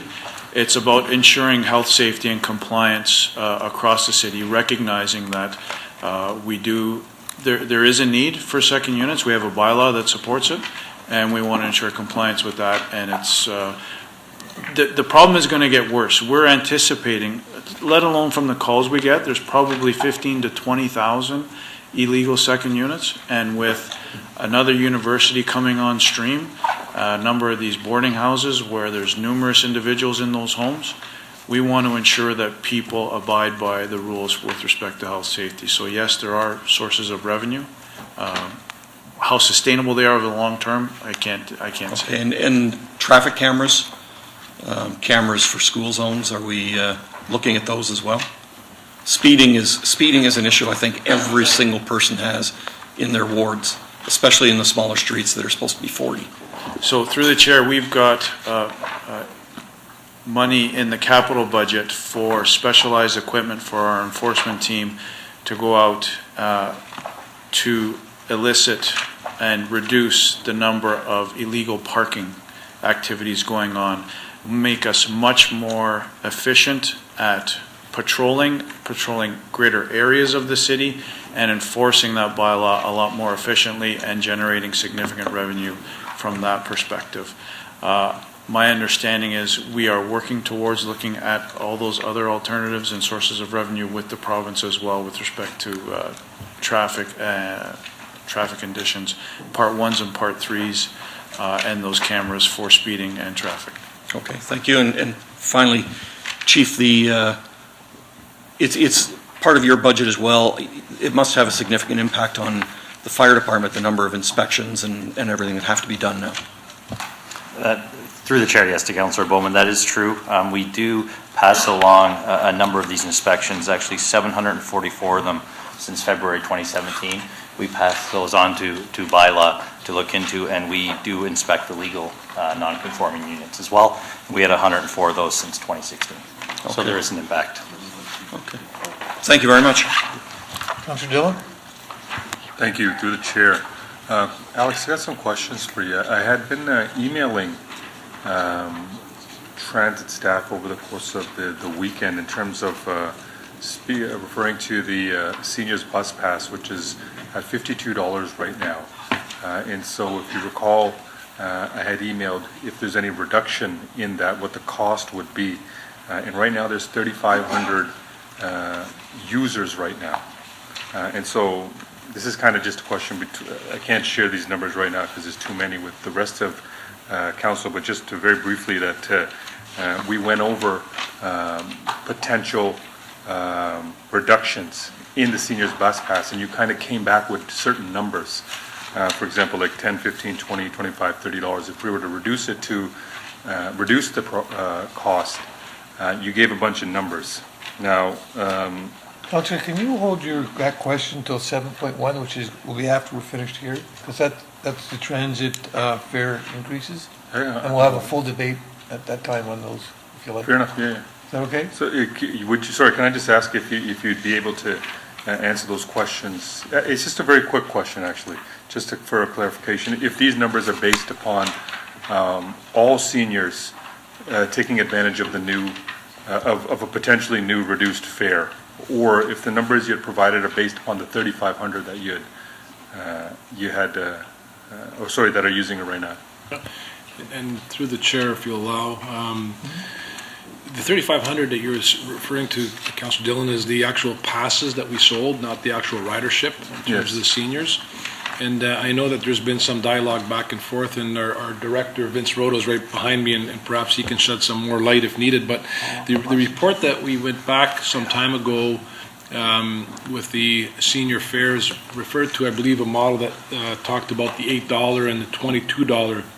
So the numbers that were presented to you, Councillor Dillon, through the chair, are reflective of the $10 and $20. So the amounts are different, but it is consistent with our 2016 ridership. So I don't know if I'm answering your question there specifically. So if you recall, last year there was a report from from staff to council to compare the Calgary's $95 per year seniors bus pass, which equates to about $8 a month. And so when the former director, Sue Connor, came back with a report indicating what the losses would be, and she had stated that if Brampton were to adopt Calgary's system of 95 per year at $8 a month, there'd be a $150,000 loss to the city. She also stated in there that if all seniors were to take advantage of this new, I guess hypothetically, if Brampton were to adopt the Calgary system, it'd be an up to an $800,000 loss. So I'm just trying to get clarification, because the numbers don't match in terms of what you guys have provided. Are these numbers based upon 3,500 passes sold, or are they hypothetically all seniors taking advantage of it? And I emailed you, but I thought I would just ask you now because I kind of wanted to get the answer quicker. Yeah, through the chair, and allow Vince Roto to put some more clarification around that. The 3,500 are based on passes sold, and I know that Sue Connor did come back with a report, and there was discussion around the $9, I believe. I can't remember the Calgary, but I wouldn't have all that information. I have to look into that and have some background. But Vince, I don't know if you want to add anything to that. For the chair, yeah. So the analysis here that we provided to you is exactly analogous to the numbers calculated in the previous report. So the closest we have would be the $10 number. And in the previous report, if you came up with a pass equivalent to what Calgary does, that would be about $8 a month. And the report suggested that was a total loss of about $875,000. Where the numbers we provided you, if you looked at the $10 one, would yield something in the range of $830,000. Sorry, if you look at the report, okay, it was in March 3rd, 2017, or whatever it was. Sure. It said based upon the existing 3,500 passes sold, there'd be 150,000 loss, approximately 150,000. But if all seniors were to take advantage of it, it'd be an up to 800,000 loss. And I think that what she was trying to do was trying to, put it in context of what the potential losses could be. So I'm just trying to clarify. Okay. Are these all seniors? Because she had stated that in her report that it was just the 3,500 passes sold, we'd have a 150,000 loss on $8. Okay, so through your chair, at $10, you'd have about $150,000 loss. At $8, it'd be about $155,000. But the real big impact isn't that there are cheaper passes. It's that you have other riders who are paying the $1 a ride or the $1.60 e-purse, that those people are going to, some significant portion are going to shift from that fare media to this lower price pass. And that's where you go from just a direct pass impact of about $150,000 to something over $800,000 in total when people stop paying $1.60 each way and shift to these passes. So that's the calculation we've got so here. Because I was asking straight, I'm sure we can, guess or make an estimate of what the ridership increase will be. But it was $150,000 for the 3,500 passes sold. That's correct, right? And I don't think we can assume that all seniors would automatically shift over. And I know this is a discussion, and I apologize to the rest of councilors. They're kind of not privy to some of the emails that we've had back and forth. So this is a discussion that I'll have tomorrow. What I'll do is I'll forward the email to the rest of the council so they have an idea of what we're talking to, and so we can discuss it that might be helpful, tomorrow morning. Yeah. So thanks, and we'll talk about it tomorrow. Just through the chair, if you'll allow. I just did dig up that report, and you're absolutely right, Councillor Dillon, that it was referring to the monthly passes converted about $154,000, but if all the seniors converted because of that deeply discounted yearly pass, would be approximately $800,000. Yeah, which I don't think is a fair comparison to make, because I don't think all seniors will be shifting over to get the pass, but we'll have a further discussion maybe about get this better tomorrow. clarification for tomorrow. Okay. Yeah. So we can make available through the appropriate process for that, circulating that information. I'll forward this to everybody, the information that we've discussed. Okay. Thank you. Thank you.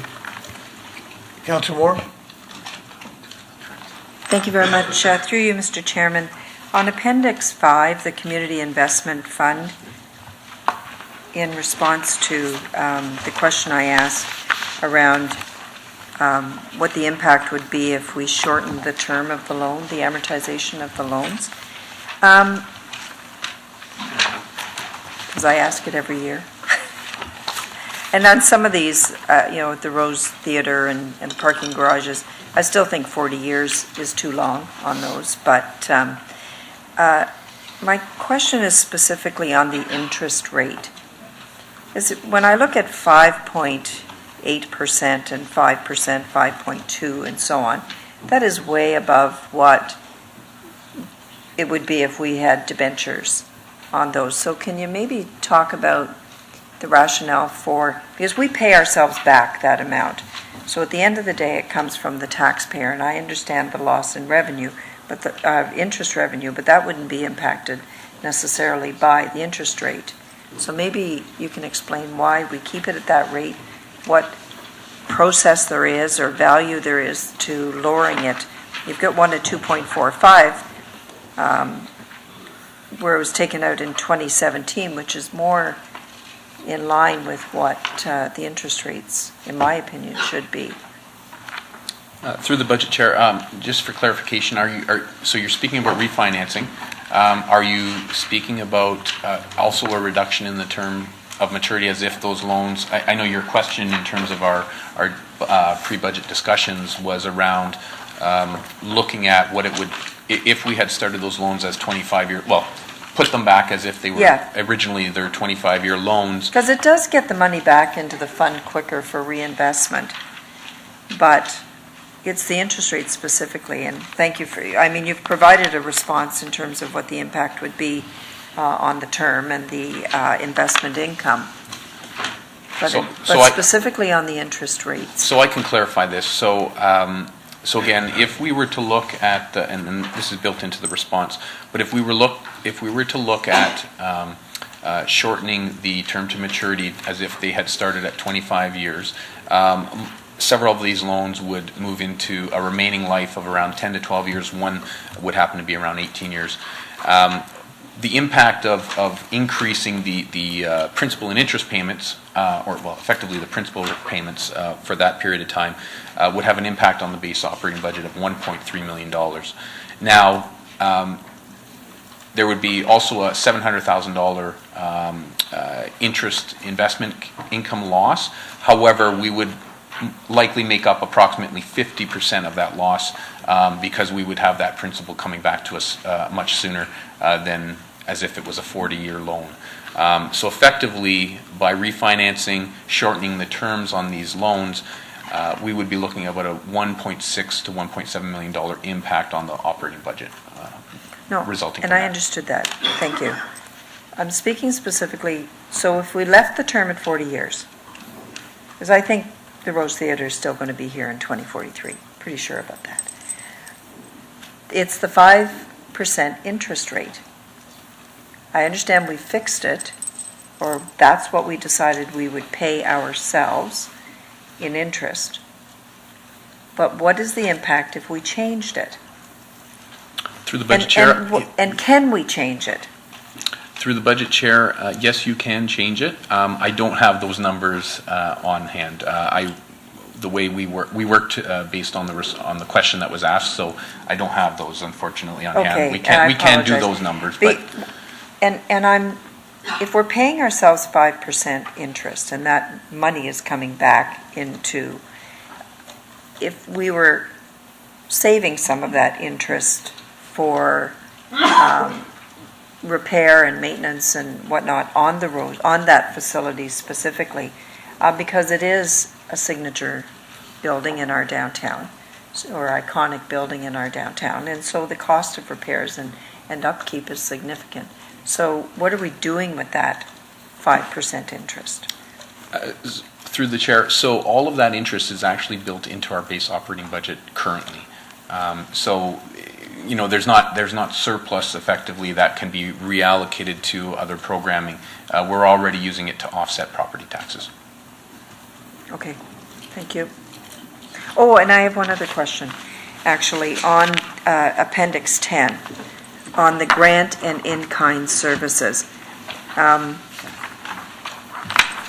What I don't see, and maybe you can clarify, I was kind of hoping that, for example, all the BIA ones would be there, or all of the ones for United Achievers, or, because they appear in various categories throughout. But because we have BIA Corporate Partnership, we have BIA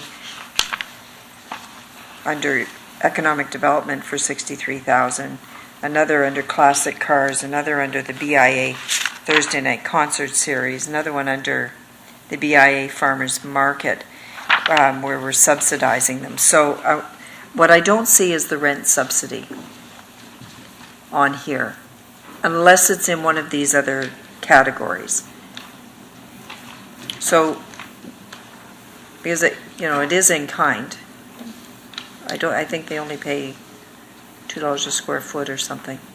Through the budget chair, I'd have to look again to see if the rent subsidies are included. In some cases, some programs, we would actually pay the grant out, and then we would have rent paid back. I'm getting a nod from Al that in most cases the rent subsidy is not included.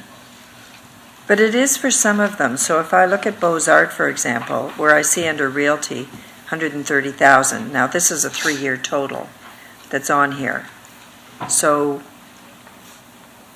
the Realty piece of that sounds like a lot of rent.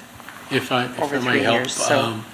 So in regards to, I think, Councillor Moore, what you're discussing is basically below market rent that we're charging to groups that are leasing space from the city at below market. So we are in the process of tabulating all of that, and we will be giving council some information on that. We don't have that ready yet, as you can understand. It's a complicated process. In some cases, some groups are getting room rental reductions as opposed to rent reductions. Others have been around for a long time and may not necessarily even have a lease. Others have just been historically paying a certain amount. So we're getting current market rates, we're comparing it to what we're getting, and we're putting that all together for council's consideration. We do not have that ready yet, but the intent is to provide council with a holistic view of absolutely every subsidization that any group is getting at the City of Brampton. Okay, so for clarification then, Appendix 10 is grant and in-kind services less rent subsidies, or not including rent subsidies or free room space, whatever. Through the chair, that's my understanding, yes. The Beaux-Arts example that you brought up, it was specific because council had directed staff through a report earlier this year, so it was an easy calculation because we were able to quantify the level of that subsidization, and others were not there yet. I think, and I appreciate that, Al, I think it's really important that we get a value on that. There's a lot of groups using space at the city, whether it's over on Orinda Road, whether it's on Glidden, recreation centers, and, it's easy to forget the fact that they are, especially for them, that they're benefiting from that. And, when we need to find space for our own purposes, and we find ourselves in a situation where we're having to make some tough decisions around some groups that have had, free or heavily subsidized space for a long time. So I think we need to get a handle. So for clarification, it's grant and in-kind, not including floor space, I guess, whatever, rent. Okay. And are all of the figures in here 3-year totals? I'm thinking specifically of the BIA Classic Car, $32,000. I thought that was about what it cost us annually. So, but it's counted in here once, so I just want to make sure. Through the budget chair, all of these numbers go back to the beginning of the term of council? So all of these are 3-year numbers? Correct. Okay. And I think actually it's kind of a wake-up call for us all. $6.1 million that we're helping to support the community, and I think it's important that we celebrate that, and that we help those groups who are benefiting celebrate it as well, because, for those who say they, we're not supporting the groups in the community who do good work, it's just simply not true. Thank you. Councillor Wiles? Thank you very much, Mr. Chairman. So, I guess just to start off, I think the big issue on the table for us here today is that we're seeing the gap in the infrastructure growing as we age as a municipality, and that's kind of normal. But when you think of our taxes in terms of tax dollars collected, where municipalities get about 9 cents out of every dollar. The rest of the taxes that are collected go to the province and the federal government. So we at the municipality, we get a little tiny piece of the tax dollars that people pay out, and then we struggle with how do we provide the services that people want, and how do we continue to fund our infrastructure. So I think 2%, an ask of 2%, is a good ask. I don't know how we go any higher than 2% from the property tax base. So having said that, I think what it says to us as a municipality is we have to find ways to get more money from the provincial government and the federal government. And that means advocacy, and that means putting pressure on. So just to go back in time, the mayors and chairs of AMO were successful in getting a portion of the gas tax. And in our budget today, there's over $10 million of gas tax money that is going to support our transit system. So that tells you advocacy works. The mayor and the mayor and, is it mayor and chairs still, or are you separate? They're together. Okay, so the mayors and the chairs, they have put out a campaign. Everybody's in agreement that municipalities should get 1% of the GST. And so we've got to start as a municipality pushing harder for those kind of advocacy efforts, because we cannot continue to take more money from the property tax base. It's just not there. So these are the kinds of things that I think we need to be addressing in our budget. It's because these are the things that are impacting us. I got emails this morning about rec centers. Why aren't we doing more in recreation centers? Well, it all comes down to dollars and cents, doesn't it? And how do we go and ask for more funding from the property tax base than the 2%? If you look at our program and our service levels, it's below zero. So the biggest hit here is really, it's on infrastructure and growth-related services like transit and fire. We don't have any choice, really, in all of these things. So right now, members of council, we're going to AMO, and we're advocating. We're going to FCM, and we're advocating. We formed the Transit Council of Chairs to advocate for transit. But I think what we need to be doing as a municipality is looking for more. So, one of the things is getting ready for grants, and there was a question and answer the mayor pointed out in regards to climate change funds being available, but the city not being ready. So I guess from my perspective is I think during this year we need to be looking at ways as a municipality we can get more of that funding, that every day there's new announcements of funding being available, and I know staff have been successful in getting some. But I almost think we need a dedicated person on grants and government funding that's available so that we're ahead of the curve and we can be ready. And I think the value of government relations, Lowell, what he has provided to us as a municipality is invaluable. So if I was going to look for a staff addition, and I don't know if there's somewhere we can move, but I really think we should be looking at a dedicated person who is going to be on top of potential grant opportunities, so that we're ready when any announcement comes for funding, because that's the only way we're going to get more money from the pie. And I think that the mayors and chairs had a good idea, and that was for the 1% from GST coming to the municipalities. I don't know if anybody knows a better way than that, to try and put some additional funds into the hands of the municipality.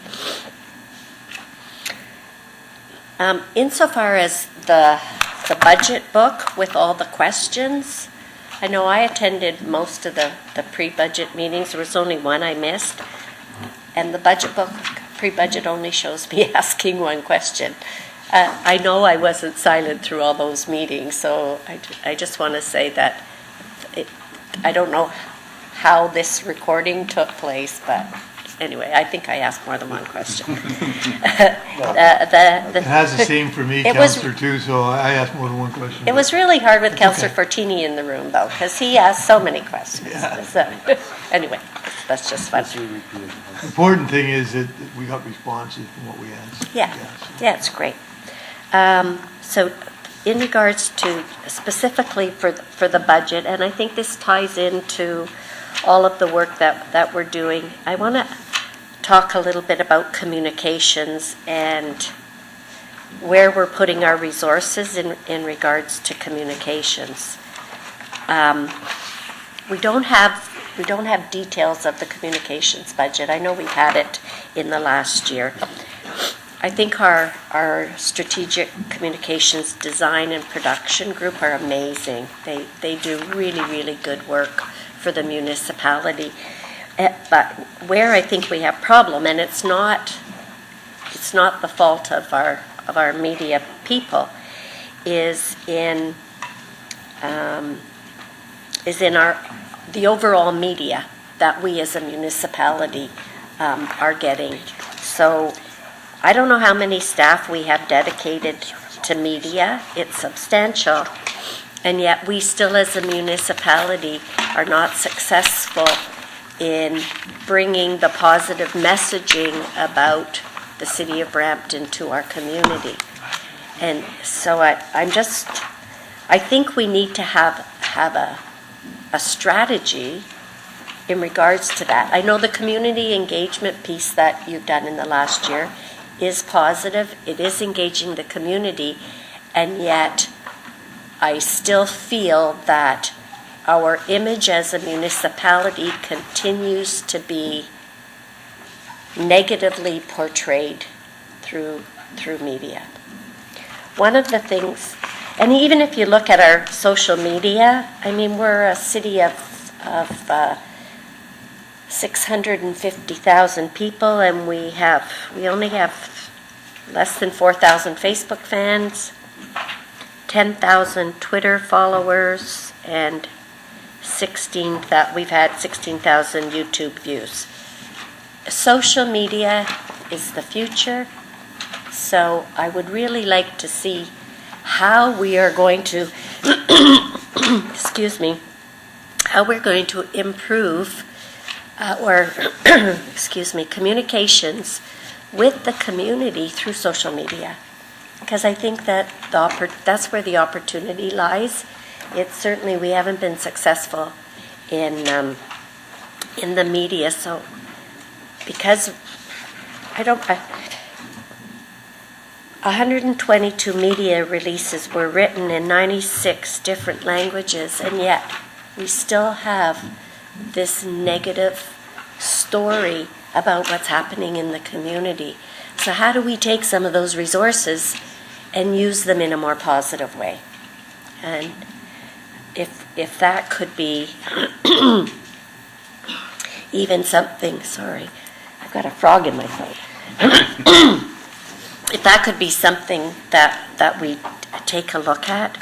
Councillor Gibson and I have asked at every single budget for as far back as I can remember about mobile message boards at our public facilities, where we can send on an ongoing basis electronic messaging to the community.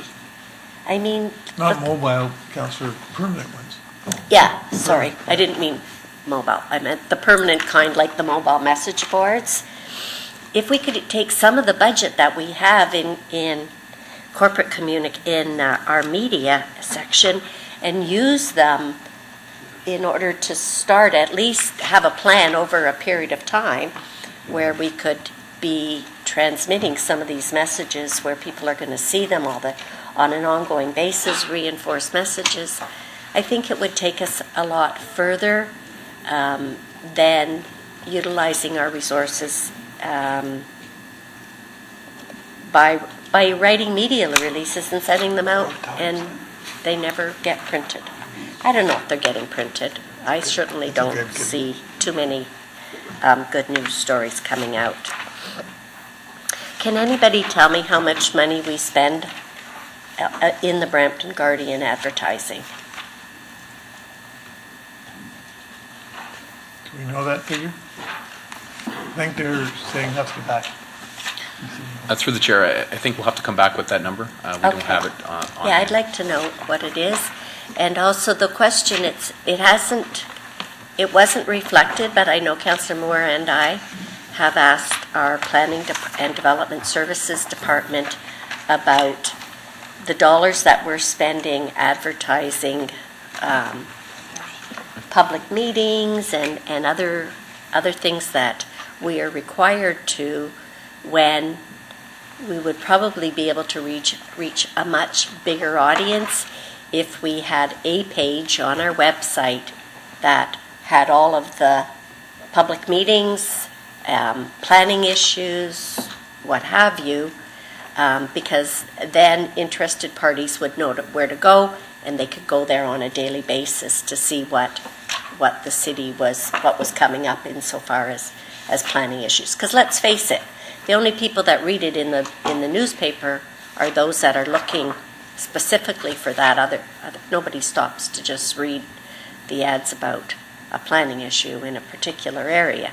It's those that are interested that look, and we can probably provide a more effective way of doing it without expending huge amount of resources in that kind of promotion. So I'd really like to see that. I'd like to see us deal with it if we could deal with it during the budget process.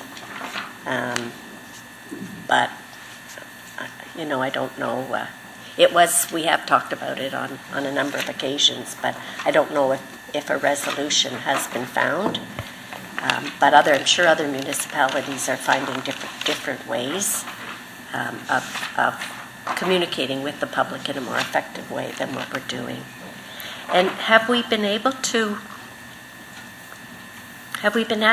ascertain whether translating media releases into 96 different languages, if we're getting any value for that, if there's an impact? Through the budget chair, just to confirm, that's actually 96% of those media releases are not 96 languages. Okay. Yeah, you're right. You're right. Well, we have 102 spoken languages in the city. No, we had determined 9 different languages, hadn't we?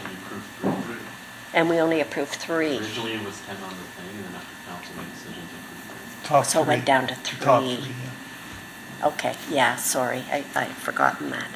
Okay, well, that doesn't seem so astronomical then. Okay. The last thing that I have is about the special enforcement team.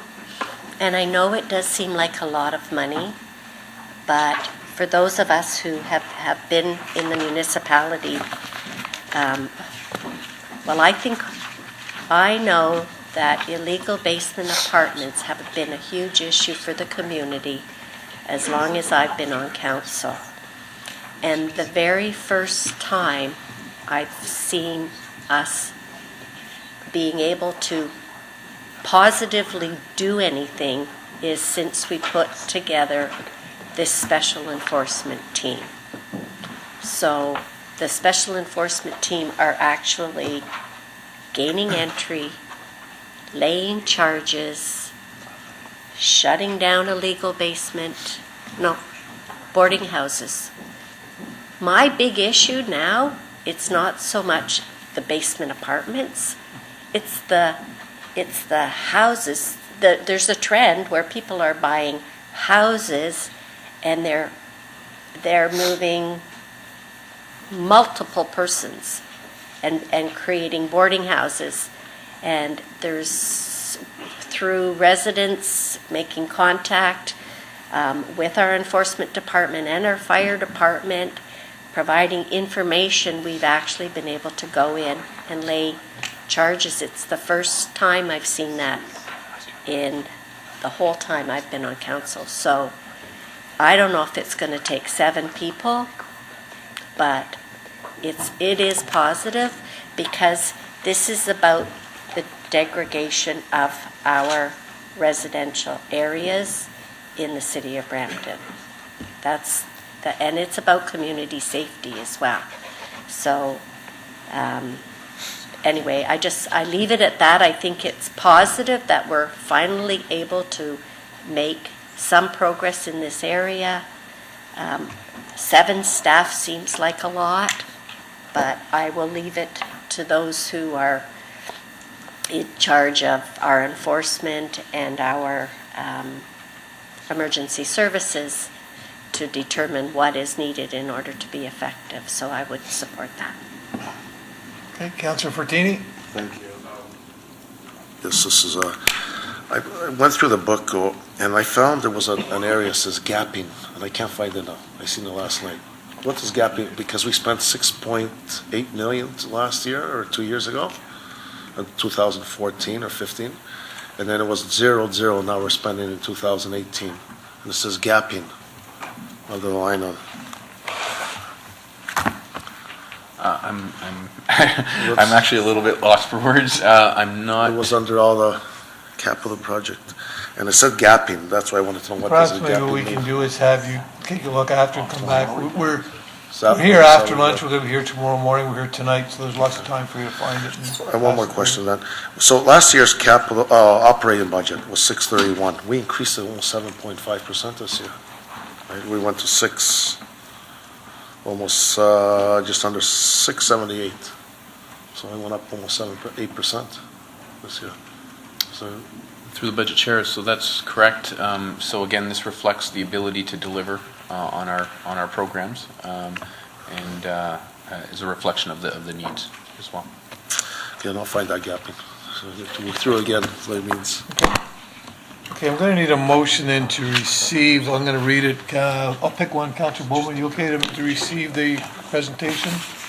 Or something, I don't care who does it, but the clerk has the motion written out for me here, and I'll read it. It's that the presentation by Harry Slang, Chief Administrative Officer, and Dave Sutton, Treasurer, Corporate Services, to the Budget Committee meeting of November 27th, reincorporation presentation 2018 to 2020, operation and capital budgets be received. We're just receiving that presentation, that's all we're doing, no decision on that.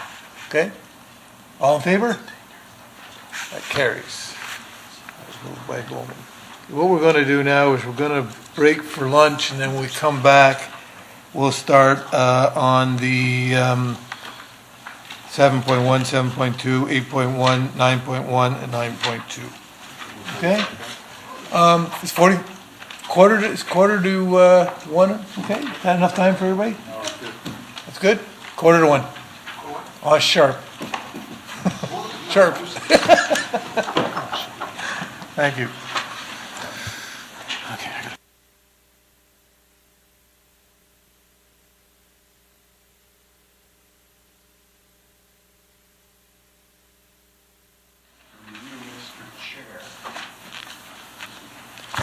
With the reserve report,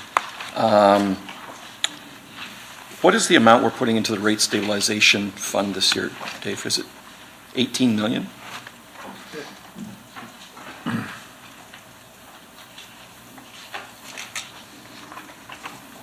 on the board here.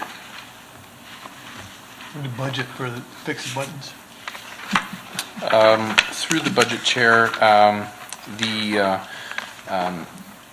a portion of the surplus, the $18.3 million, would go to the general rate stabilization to top it up. The balance, what we're recommending is that, as per the long-term financial master plan, be put into the rates, the reserve, asset repair and replacement reserve, and then effectively we have a recommendation here to then utilize that funding to substitute for previously approved capital projects for external debt financing. So there's about $5 to $6 million identified to go to the general rate stabilization to top it up to the council recommended 10% of operating budget, and then the balance effectively going to the asset repair and replacement reserve, and then just over $11 million of that to move to offset external debt financing, tax-supported external debt financing for 2017 capital projects that were approved. Okay, so in essence, we've added, well, $6 million, 1.5% to the asset repair fund. That sort of makes up for that extra point that you're talking about in infrastructure, moving it to 3, so we wouldn't have to consider that this year. You've already got the money in place for that? Through the budget chair, again, I want to remind council that what we would be doing in this situation, what you're referring to, is you'd be using one-time surplus funding to try to fund an ongoing annual requirement. So while technically you could use that funding on a one-time basis to offset the property tax in 2018, it would require doubling up the tax increase in 2019 to make up for that, the fact that you didn't build it into your base in 2018. Okay, so next year, assuming we have a surplus again, because you guys do such a great job in your budgets, and the rate stabilization fund is already topped up, where does that money go next year? So through the budget chair, just keep in mind that our operating budget continues to grow each year. So, and we have identified certain projects in this year's capital program and in 2019 and 2020 as well as funding through the general rate stabilization reserve. So these are projects that are not necessarily repair and replacement type of projects. These are new initiatives, many of them studies and so on to move us forward. And effectively, I guess, I'm not trying to put you on the spot. For me, this has been an issue every year that I've done the budgets, that we've had a surplus, I think, every year. But I mean, we're doing a great job saving money in the various departments, and then it all goes into the rate stabilization fund. But it's still the taxpayers' money that is going into that rate stabilization fund. So I always look at it as almost like another levy. And we got to be careful we don't, categorize it as that. So through the chair, I was just losing track there for a second, but I did want to point out two aspects of the surplus this year, because it is larger than our typical annual surplus. Again, we've typically been in the range of $7 to $10 million. Two things that have happened in 2017 that are more of a one-time, I guess, event. We did have a big impact in terms of our transit ridership, which brought on a significant amount of revenues. We've taken those corrective actions in our 2018 budget. You'll see in the base operating adjustments a fairly substantial transit revenue adjustment there. So again, that one-time event in terms of our actual or forecasted actuals that's occurring in 2017, we've taken the corrective action to utilize or adjust for those additional revenues in 2018, which helps to offset the property tax going forward. The other aspect is just through the transformation, we've realized some additional or more than the typical, gapping, which is what Councillor Fortini is referring to. And that basically that's the staff turnover that's occurred and just ensuring that when we're recruiting to fill positions, that we're recruiting the best people for the positions, whether that be internal or external. So some of those recruits have gone on a little bit longer than a normal recruiting process, and that has also contributed to the additional surplus in 2017, or forecasted. Okay, thank you. Councilor Bowman, would you like to move the report? Okay, all in favor? That carries. Item 8.1 is here for receipt. Any questions? Somebody like to move it? Councilor Willens? All in favor? All in favor? I need hands. Okay, that carries. Item 9.1 is for receipt. Any questions? This is the Board of Trade thing. Somebody like to move it? Councilor Fortini, all in favor? That carries. Item 9.2, correspondence from Peter Fay, Transmutual and Audit Committee recommendations. There's decision making on this one. Any questions or comments? Who's chair of audit? Well, Councilor Collection's not here. Hey, who's vice chair of audit? Anyway, Councilor Medeiros, would you move that one then? Okay. All in favor? That carries. Okay, we're done this report. So the next thing on the agenda would be question period from anybody in the public. Is there anybody here from the public would like to ask any questions on the budget so far? Seeing none, what we'll be doing now then, committees will be recessing until tonight. We'll come back at 7 o'clock with the public portion on it, and then tomorrow morning we have, and the floor will be open at that time. Tomorrow morning we'll have the two groups that will be coming in. So, Councilor Medeiros? Thank you, Chair. And this is just more process, and I'm probably late in the game, but seeing that things seem to be going forth, I guess that December 13th date is pretty much etched in stone. We couldn't move it up forward. You as the chair, I don't know, is there that opportunity to move it up forward? I'm just ask the clerk. We have advertised it. I know that, but we ask the clerk. Through you, Chair Gibson, definitely we would need to provide some notice again, but there is some leeway within the procedure bylaw to move it forward if you absolutely. My only concern, and through the chair, and I think normally I don't have an issue with it if it allows for further discussion, but what I do find is that gap. There seems to be a little gap after that. Right now budget's on top of mind, and then if we give that lull, then after there isn't that engagement, and then after I find that we sometimes have to backtrack. So just for a consideration, depending on how tomorrow goes, if there's an opportunity that we can move that forward, I would just put that out there for council to think about. Maybe we can revisit it. We can ask Charlotte and Peter to think about that the rest of the day and tonight, and then maybe by tonight or tomorrow tell us whether or not that's something we could do with the notifications. Okay? Yeah, sure. We can make that decision. Okay? Thank you. Okay, so Charlotte, is it recess that we take right now until tonight? Is that what we do? That's appropriate. Okay. So we'll recess now. 7 o'clock tonight. We'll be dealing with the public portion of it. Okay. Councilor Moore, did you have a question?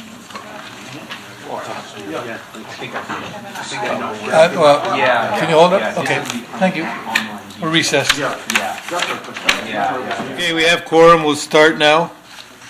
We're coming at a recess to start the second portion of the meeting today, which is the delegations from the public. We have 2 delegations, and possible 5.3 would be anybody else who wants to speak and will be given an opportunity. Want to remind the people going to speak, we have a 5-minute rule on delegations, so we will go right. We don't need a motion or anything like that to come back in. We'll go right into it. So our first delegation is David Lang. Welcome, David. Thank you. Thank you, members of committee, staff, and members of the public. I really appreciate this opportunity to be able to speak with you tonight. And I wanted to start off by saying how much I appreciated the opportunity that Council, in their vision, has given me as a member of the public to participate in a 2-day workshop over this past weekend, Future Ready Brampton 2040. And hats off to the city manager and his team who pulled all of this together. It was a terrific event, very inspiring. And hats off to Larry Beasley and his team for really challenging us to dream big, and to come up with a future for Brampton that would really launch us into the next decade and a half. So I very much appreciate that opportunity. That said, I'm here tonight to express my disappointment with the apparent lack of commitment to environmental issues facing this city, and especially those around climate change. In evaluating the budget document, the draft budget document, it appears that there have been resources and funds that have been decommitted from the budget, which were supposed to be spent in 2018 and 2019, that were aimed at creating a climate change action plan. And those have been removed and entirely, both in 2018 and 2019. Now, I'm assuming that council members have had an opportunity to read my letter, so I'm not going to go through all of the details, but I would like to highlight a few things. Over the 2-day workshop that we participated in, there was one common theme that emerged extremely strongly, and that was that the future of Brampton needs to be a more environmentally friendly city. The school kids told us that we needed a greener city. Kim, who was the Indigenous representative, and who gave a wonderful spiritual presentation to lead us off, told us we need to be a more environmentally and greener city. Larry Beasley's team told us that we needed to be a more greener city. The 60 or so Bramptonites that came together to form this workshop created 10 teams looking at various aspects of the city from all different backgrounds and cultural diversity. And they were consolidating input from more than 11,000 residents. And what they develop? They developed a vision which basically said Brampton needs to be a greener city. Yet the budget as it stands right now doesn't take us in that direction. In fact, it takes us backwards. Climate change is a global problem, but it requires local solutions, and every municipality in Canada has to do its part. Brampton cannot leave this work to others, whether that be at the regional level, at the provincial or federal level. It must have its own plan, and that plan must include targets, measurements, and accountability. Without that plan, it falls further behind the other GTHA neighbors, and most notably Mississauga and Caledon, who are both in the process of developing climate change action plans. Not only that, it makes no sense because it risks missing out on the substantial amount of green infrastructure funding that's coming from the province's cap and trade program. It risks missing out on the investments in green technologies that are and will continue to be made over the next few decades.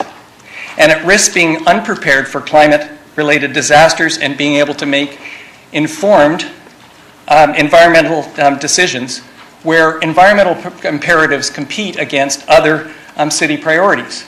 And one of those priorities you're going to hear in the delegation following mine this evening, which, by the way, I fully support and endorse.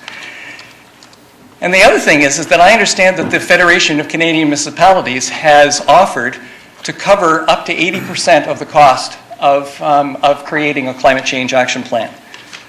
So regardless of the investment, however, I believe that you'll find that any investment in a climate change action plan will pay off, both in terms of financial rewards and investments back into the city, and in terms of the quality of life for us and for future generations of Bramptonians.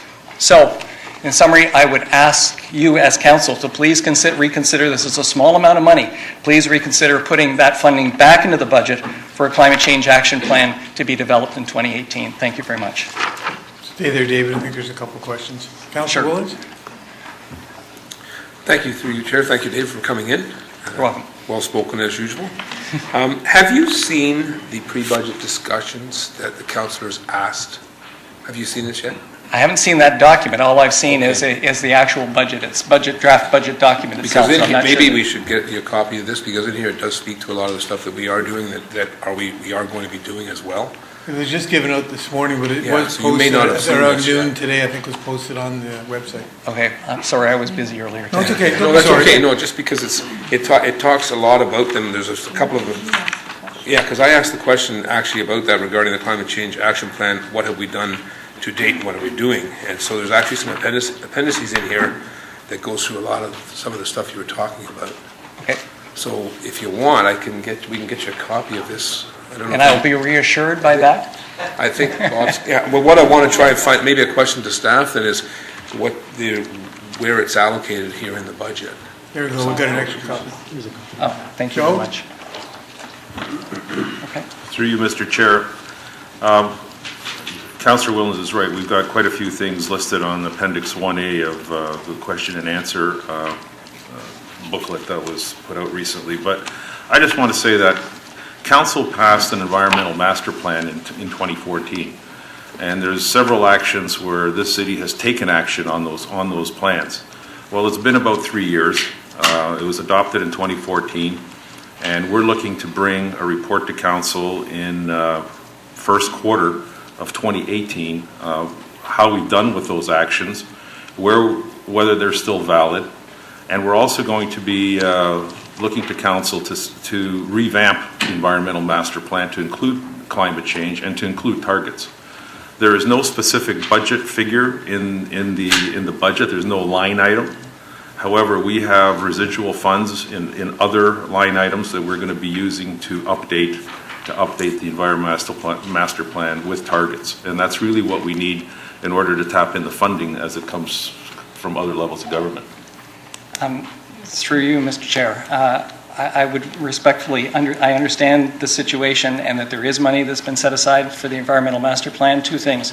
First of all, there's an awful lot of heavy lifting that needs to be done in various areas, which I think will consume that budget that's been allocated. I don't know for sure, but that's what I believe. And also, you'll find that in the environmental master plan, it does call for the creation of a climate change action strategy, and I would say that we are behind. We as a city are behind in the creation of that strategy. So, with all due respect, I appreciate where you're coming from, but I think we need to really have a focus on generating a climate change action strategy in 2018. Okay. Are you finished, Councilor Williams? No. Mayor Jeffrey? Okay. Thank you. No, Dave, don't go away yet. Sorry. So, a couple more speakers. Thank you, David, for your presentation. I appreciate it. And actually, we did talk about this morning because Councillor Williams did make that request and a list of what we were doing. But you're right. There is a paragraph in the answer that says there are no plans to undertake a Brampton-specific climate change action plan. Right. And that is a challenge because at the end of the day, I think what we're trying to do is tie our wagon to what they're doing at the region. And if we don't work on a Brampton plan, we're going to miss those opportunities to apply for funding federally. So I would like to know, before we finish budget, what impact creating that action plan that's Brampton specific for a community greenhouse gas reduction plan. Because at the end of the day, if we don't have those documents ready, we can't apply for anything that the province is doing with regards to climate change strategy. And it sounds like it's going to come back, but I guess I'd like to know what the impact is if we were to decide in this budget to put some resources aside for it. So if there's,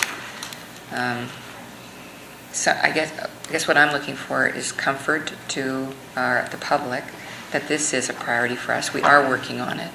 And what would it take in order to put it in this budget to give people comfort that we are working on those targets and that roadmap in order to meet those targets? Maybe it looks like Joe wants to answer the question now. Joe, do you want to answer? Well, through you, Mr. Chair, actually, the funding switched a little bit. I mean, if you didn't have a climate action plan, then with targets, then you weren't going to get any funding. But very few municipalities had a climate action plan. So they've actually decreased it, as long as you have an improved environmental plan, which we have. What we don't have is targets, and we don't have, and the plans that are in existence with other municipalities are not very robust. So we're looking to go in and actually do a robust, true climate action plan. That means everything, studying how people travel, where do they buy their gasoline, how much gasoline do they use, what's the split from electric vehicles to fossil fuel vehicles, and so on. And then taking a look at how we can start programs that we can put in place to mitigate some of those uses and the reliance on fossil fuels and other polluting issues. So that's where we're going with this thing. I don't know what else to say, except that I think we have enough money. We think we can do this, and we're going to be coming back to council with a direction in probably February of 2018. It's kind of summarizing where we're at with the environmental master plan and how we'd like to enhance it, improve it, and so that it's all inclusive, including the climate master, the climate change plan. So through you, Mr. Chair, do we know what the deadline is for the province's climate change strategy funding opportunities? Do we know? Is it early this year? Can we find out? Through you, Mr. Chair, I'm not aware. I'm not sure what the deadline. I just don't want to miss that deadline if you bring us something in February. If I may, just a way of assistance. So there was as many as 20 applications that were just recently submitted from the city to the province in search of grants specifically related to greenhouse gas emission reductions and climate change mitigation. We are, I don't know the exact deadline, but I know we met that deadline, and we're anticipating that we will hear results of our application shortly. We do have placeholders in future budgets that if we are successful in our applications, that we are prepared to put a shovel in the ground and start doing what it takes. I believe there was as many as 20 applications. I want to say maybe 21 applications in total that were recently submitted. So is there a way that we can make sure that is made public to the people in our community who care about those environmental projects, to let them know that we are? Because at the end of the day, putting these kind of applications together is pretty labor intensive. And we want the public to know that this is important to us and that we're working on it. I don't know if I got an answer to my question. What would we have to do differently in order to make sure that we had reduction targets and an action plan ready or committed to in this budget? Through you, Mr. Chair. David, do you want to answer? You got to put mine in the budget, fix the buttons. Let's see if I can't get yours to work either. Through the budget chair. So, I mean, one option obviously is this council would have to vote to amend the current proposal that's put in front of you. We would have to come up with the funding. One of the alternatives I might suggest you look at is wait for the report to come back from Public Works on the environmental master plan. They can look at the funding that they have available, see if it's sufficient. We could always change course at that time, propose a budget amendment in the first quarter of 2018. I guess what I'm looking for is not necessarily a dollar figure right now, but a target that this council, we agree with you. This is something we want to do, and I guess what I would like to do is put something on the floor, Mr. Fay, that indicates that we want to work for Brampton-specific community greenhouse gas reduction targets and a roadmap, and that we will be looking at it in the first quarter of next year. And at that point, we may have the existing resources, and if not, we'll revisit it at that point. Joe? Through you, Mr. Chair, I like to quote our city manager, progress over process, but in this particular case, I think if you follow process, we have a delegation, refer it back to staff for a full report, just like we normally do with any delegation, and we'll commit to coming back in February with a full report as to how we'll proceed from here on in. Okay. We can take that motion and do it tomorrow again. Okay. And maybe Mr. Clerk, while will we're you doing remind that, me to do that? if we can, there's been a lot of work being done at the region too, and I know the staff have been working with the region, so maybe in that report we can tie that together, because this isn't just about Brampton, this is about the environment all over, and there has been some, so maybe we can tie that into the report of what's being done on both sides, along with the conservation authorities and a lot of other things that are happening. We do have a lot more discussion at the region on this than we do here. And maybe that's because it's regional wide, it's got to be also done. So, thank you, David. That's very good. One more speaker, Councillor Bowman. Thank you. Don't go yet. Sorry, David, we're not going to let you get away yet. That's fine. Thank you for coming in, and thank you for bringing that in.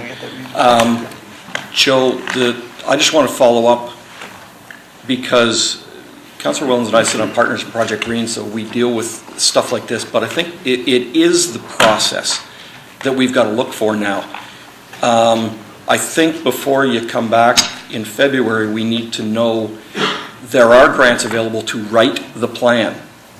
And if we come back in February and we've already missed the deadline to request assistance in writing the plan, then we're going to be on the hook for the whole cost of the plan, if I'm not mistaken. That's true. Okay, so perhaps we can look prior to that at how we go about getting the grant, how do we apply for it, so that we do get the 50 to 80% back on the cost of the writing of the plan. I think that my sense is that would be the first thing we need to do. Through you, Mr. Chair, totally agree. Okay. Thanks very much, David. Thank you, David. Thank you. Thank you. Our next delegation is Leo O'Brien and Dr. Maureen Harper. Are you guys a tag team? Yeah.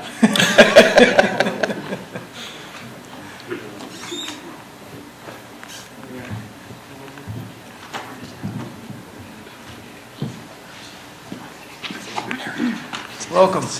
Yes, thank you. So nice to be here. Hello, my name is Leo O'Brien, and standing beside me, of course, is the well-known Dr. Maureen Harper. We both would like to express... Leo, can you maybe step up a bit? I'm sorry, A little louder? yes. Yeah. Oh, sure. Hello, my name is Leo O'Brien, and standing beside me is the well-known Maureen Harper, just in case anyone missed it the first time round. We both would like to express our warmest greetings and respect to you, our council, our mayor, city staff, and all others who are in attendance here tonight. Both Maureen and I are members of the committee that is known as the Citizens for the Preservation of the Heart Lake Wetlands and its Wildlife. We have come here tonight to share some positives and to ask some questions. From the very start, there has been a tremendous collaboration of many like-minded people, whether the Krupe family, who own the nursery on Heart Lake Road, the Brampton Guardian, who's been par excellence in publicizing our many years of endeavors, the City of Brampton, who's been a champion throughout, and the many volunteering citizens, as well as the Ontario Road Ecology Group, the Toronto Zoo, students from Fleming College, and of course the TRCA. We all have been working hard at trying to save our wetlands, up to and including today. How's this for a positive? When I recently contacted all of our council members, including our mayor, the response I got was very heartwarming and very encouraging. Thank you for that. To a little guy like me, that means an awful lot. It kind of lights my fire. I want to thank you for that. Because we are a collaborative group, and I'm almost finished, I'm about halfway, okay, just a couple more minutes if that's all right. I know we have 5 minutes, but hopefully we can stretch it because I know Maureen's going to have a few more minutes. And if there's only that limit, I could cut it short, but I'd probably go away disappointed. Leo, are you both going to be speaking or just... Yes. Yes, okay. Then we'll give you 10 because you're too well, thank you very much. Truly appreciate that. Yeah, I'm just taking control here. I'm not even looking at the council members. I love it. So accommodating. So city-like. I really appreciate that. Speaking of collaboration, in our group that we formed, we had different ideas and we shared thoughts. And we came from different positions. And so what I did was I took a little exchange, a discussion between two other committee members, and I'll start by reading one discussion, and then the other committee member jumps in, and it kind of tells a little bit more from the ground of the committee members and from their hearts, okay? So the first one I'm going to just share with you, her name is Elizabeth Morin, and I might mention there's a couple ladies in particular that have soldiered on tirelessly up and down that road and counted more casualties than in our worst nightmare we could ever think of. And yet they are not discouraged, they are not any way near giving up. They seek, they search hope and believe in it that it'll come, that their efforts will not be lost. So this was her little exchange here. Since 2011, myself, along with my colleagues, have volunteered as citizen scientists in collaboration with TRCA and the City of Brampton in the monitoring of roadkill along Heart Lake Road, specifically the section north of Sandalwood Parkway and south of Mayfield Road. Over the past 6 years, the traffic volume has noticeably increased to mega proportions and can no longer be viewed as a country road. Vehicles travel along this stretch of road at high speeds, ignoring the speed limits posted and warnings of seasonal migration of wildlife. I have witnessed often impatient drivers passing slower cars in this two-lane road. Ultimately, what this means is the wildlife that has historically called this natural geographical space home are now being slaughtered in unprecedented numbers. This includes turtles, of which are at risk species, if not endangered, such as a snapping turtle, frogs, snakes, mammals, such as deer, raccoons, possums, squirrels, and many birds, such as swans and ducks, and even our forest canopy favorites, such as American goldfinch, to name but one. The wetlands that border this section of the road have been designated in the top 10 most significant in all of Ontario. That should mean something, and she has exclamation marks. As such, they need to be protected. Already, these wetlands are suffering from climate warming impact caused by pollution and loss of habitat due to urban sprawl. The drought of summer 2016 was an indicator of what is to come if we do nothing. Everything should be done to protect this sensitive ecosystem from further assault from urbanization. It would be a grave mistake to allow the proposed development to go forward as planned, as this would surely disrupt the fragile ecosystems that make this special wetlands viable for a multitude of species, and would ultimately be death to them, that those who call this area home. Now, the exchange that follows is from one of our committee members, and this is what this valued committee member had to say. That sounds good, Elizabeth. I would make only one suggestion. I'm not sure how successful we would be at stopping development in this area. The block plans have been on the books for more than a decade, and Metris and Emery have owned their lands for a long time, waiting for the right time to develop. Rather than stopping development altogether, I suggest we could get council to focus on smart development that is sustainable and will work in concert with the natural surroundings of the area, rather than blocking it, isolating it, and ultimately destroying it, as it has happened to so many other wetland complexes. The wetlands south of Sandalwood Parkway are an excellent example of how not to protect sensitive areas, as these once thriving areas are now virtually devoid of life. Where I think the city has the greatest flexibility is in the way it develops Heart Lake Road. There is currently a study underway looking at options. The city can choose an alignment and cross-section which encourages and helps sustain wildlife populations by reducing speed and restricting volumes of vehicular traffic. Or it can choose speed and vehicular efficiency, thereby ensuring the continued decline of natural heritage elements. Green infrastructure is one of our greatest tools in the fight against climate change. That means supporting natural corridors. The choice seems pretty clear to us. What about council? My own words would be, we're all in this together, and we would like to lend our support to the city and to the TRCA and to all of the stakeholders so that we can get on with it. Okay? That's what I have to say. Maybe I'll step back now. And Sorry, Dr. Harper, you just used all your time. I thought we had 5 minutes I'm kidding. Thank you, Mr. Chair. Madam Mayor, councillors, city staff. Most of you know me. I'm a veterinarian. My name is Dr. Maureen Harper, and I've lived in Brampton for almost 35 years. I don't reside in the Heart Lake area, but I am a veterinarian and a conservationist. And in fact, I ran in the last municipal election because I'm concerned about keeping Brampton green, and I'm concerned about the loss of habitat for our wildlife, and also the many farms that we're losing, because I used to visit the farms. I worked for the federal government before I retired in 2011. I just want to share a personal experience that I have had in the past 6 months. I sort of rediscovered the Heart Lake area in that I grew up in Toronto, and we used to take family outings to Heart Lake. We're going back to the 1950s, so I'm dating myself. But in the past 6 months, I started going up to the Heart Lake area because I learned that we had a trumpeter swan family up there, and I started to go and visit them. And I became quite familiar and close to this family. as Elaine Moore knows, because I worked collaboratively with Elaine over the past few months. And much to my chagrin, as I was up there visiting, I saw carnage that I just could not believe.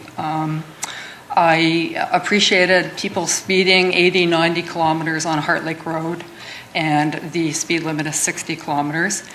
And the Trumpeter Swan family would reside on the side of the road, and I would park my car right beside them, and people were still whizzing by at 80, 90 kilometers. So I was seeing all kinds of carnage, frogs, dead frogs by the side of the road, painted turtles. And in fact, I rescued a snapping turtle up there because I volunteer at the Toronto Wildlife Centre. And I rescued the snapping turtle and took her to the Toronto Wildlife Centre, where she convalesced for about 3 months before she was able to be fit to be released back into the pond just north of Sandalwood on Heart Lake Road. So as a result of this horrific, some of the horrific scenes that I was experiencing when I was visiting up there, I contacted Elaine Moore, who is my regional councillor, and also I spoke with Doug Willens in the latter part of the summer and expressed my concern about what we need to be doing to get our heads around trying to reduce this carnage. So I'm kind of a new kid on the block, in that I've only sort of been involved up at Heart Lake in the past 6 months.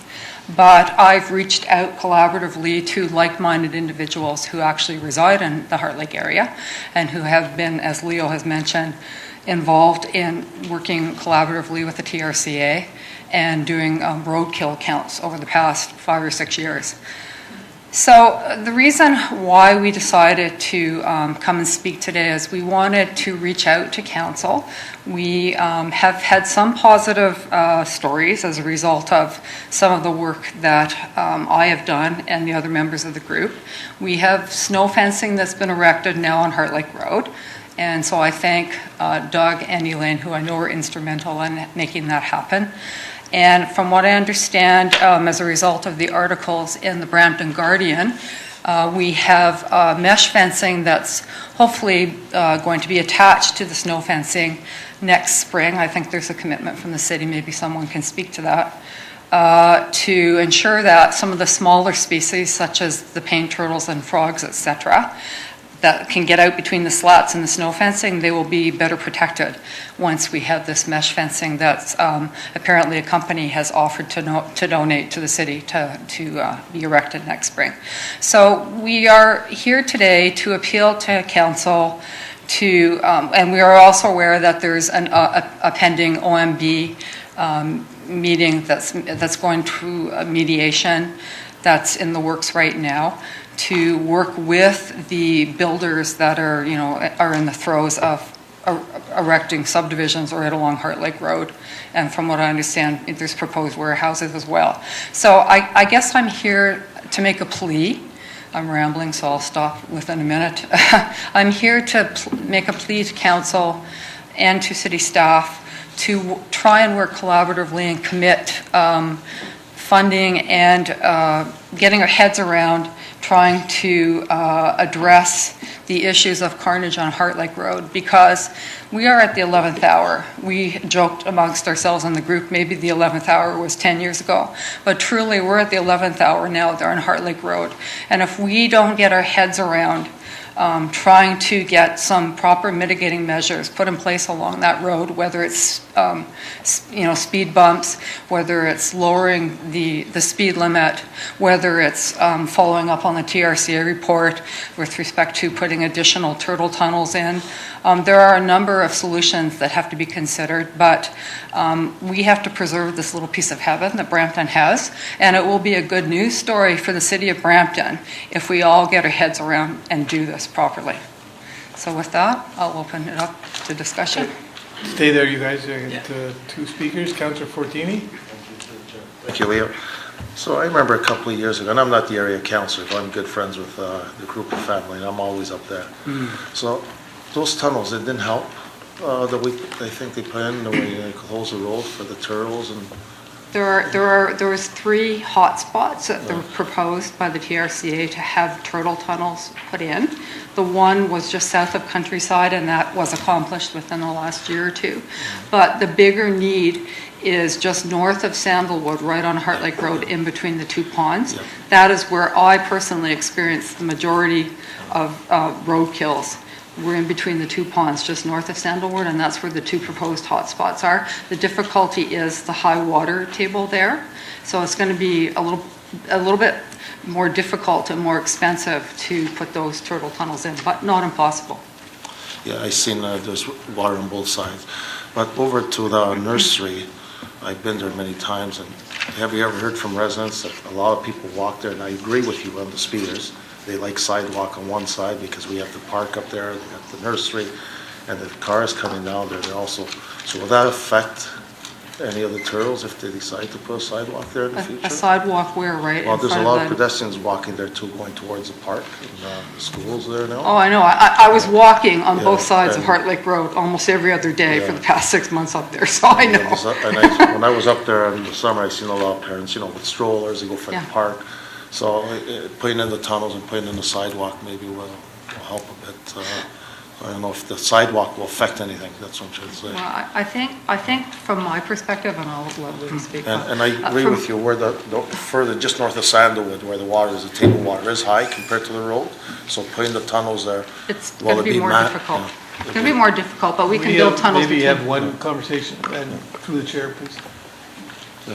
Through the chair. Okay. It's not. I just don't want to- it's like a private conversation It's you're not. having here. It's not going to be. It's going to be difficult, but not impossible to put the tunnels in. We've built tunnels from the UK to to Europe.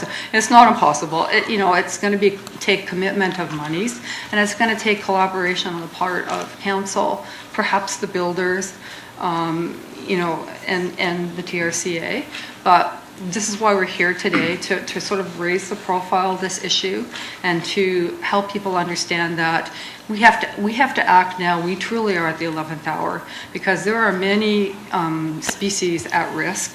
The snapping turtle, for one, comes to mind, but there are others like milk snakes and etc. And if in light of the fact that there's a commitment for the subdivision to go in up there, it's going to be imperative that we have proper mitigating measures put in place. Thank you. Councillor Wallens? Thank you. Just quickly through you, the chair. Thank you, Maureen. Thank you, Leo, for coming in. I'm glad you mentioned that about working collaboratively with the builders, because I think staff is doing that now, and I think staff, maybe if Rob could comment, our head of planning, or Joe, either one of them, but there is something needs to be done, because it is a pretty nice little piece of Brampton that not a lot of municipalities have. I'd like to, going forward, to get this group together with the Garden Gallery and perhaps I guess it's a church there now, isn't it? It used to be the Scouts Hall, but I think it's a church now. Yeah. And TRCA, we already know they're on board, so Heart Lake, maybe to try some kind of a mitigation for the north-south traveling through that way, because it's an arterial road now, and it really shouldn't be an arterial road. It should not be, and that's the issue, because it's an arterial road. So we're limited on what we can do, but I don't think there's any reason for people using that other than going to the Garden Gallery or to the park, because it really shouldn't be a cut-through traffic, because a lot of the traffic is coming from the Caledon area, people coming from the northeast, coming to avoid the 410. So we definitely have to work on some kind of measures to do it for sure, keeping in mind with the businesses and working with the developer if they beat the OMB, but that's for sure have to work. But I think maybe either Joe or Rob, maybe you wanted to. Through you, Mr. Chair, I think we're both going to take a stab at a comment here, but both Mr. O'Brien and Dr. Harper, I'm glad that they at least appreciate what we're going through. Obviously, they know what we're going through and that we've made an effort. There were 3 significant areas for tunnels to be built. The one was, from a geotechnical point of view, it was fairly simple to do because the ground was stable enough for us to put a tunnel across the road, so that one went in.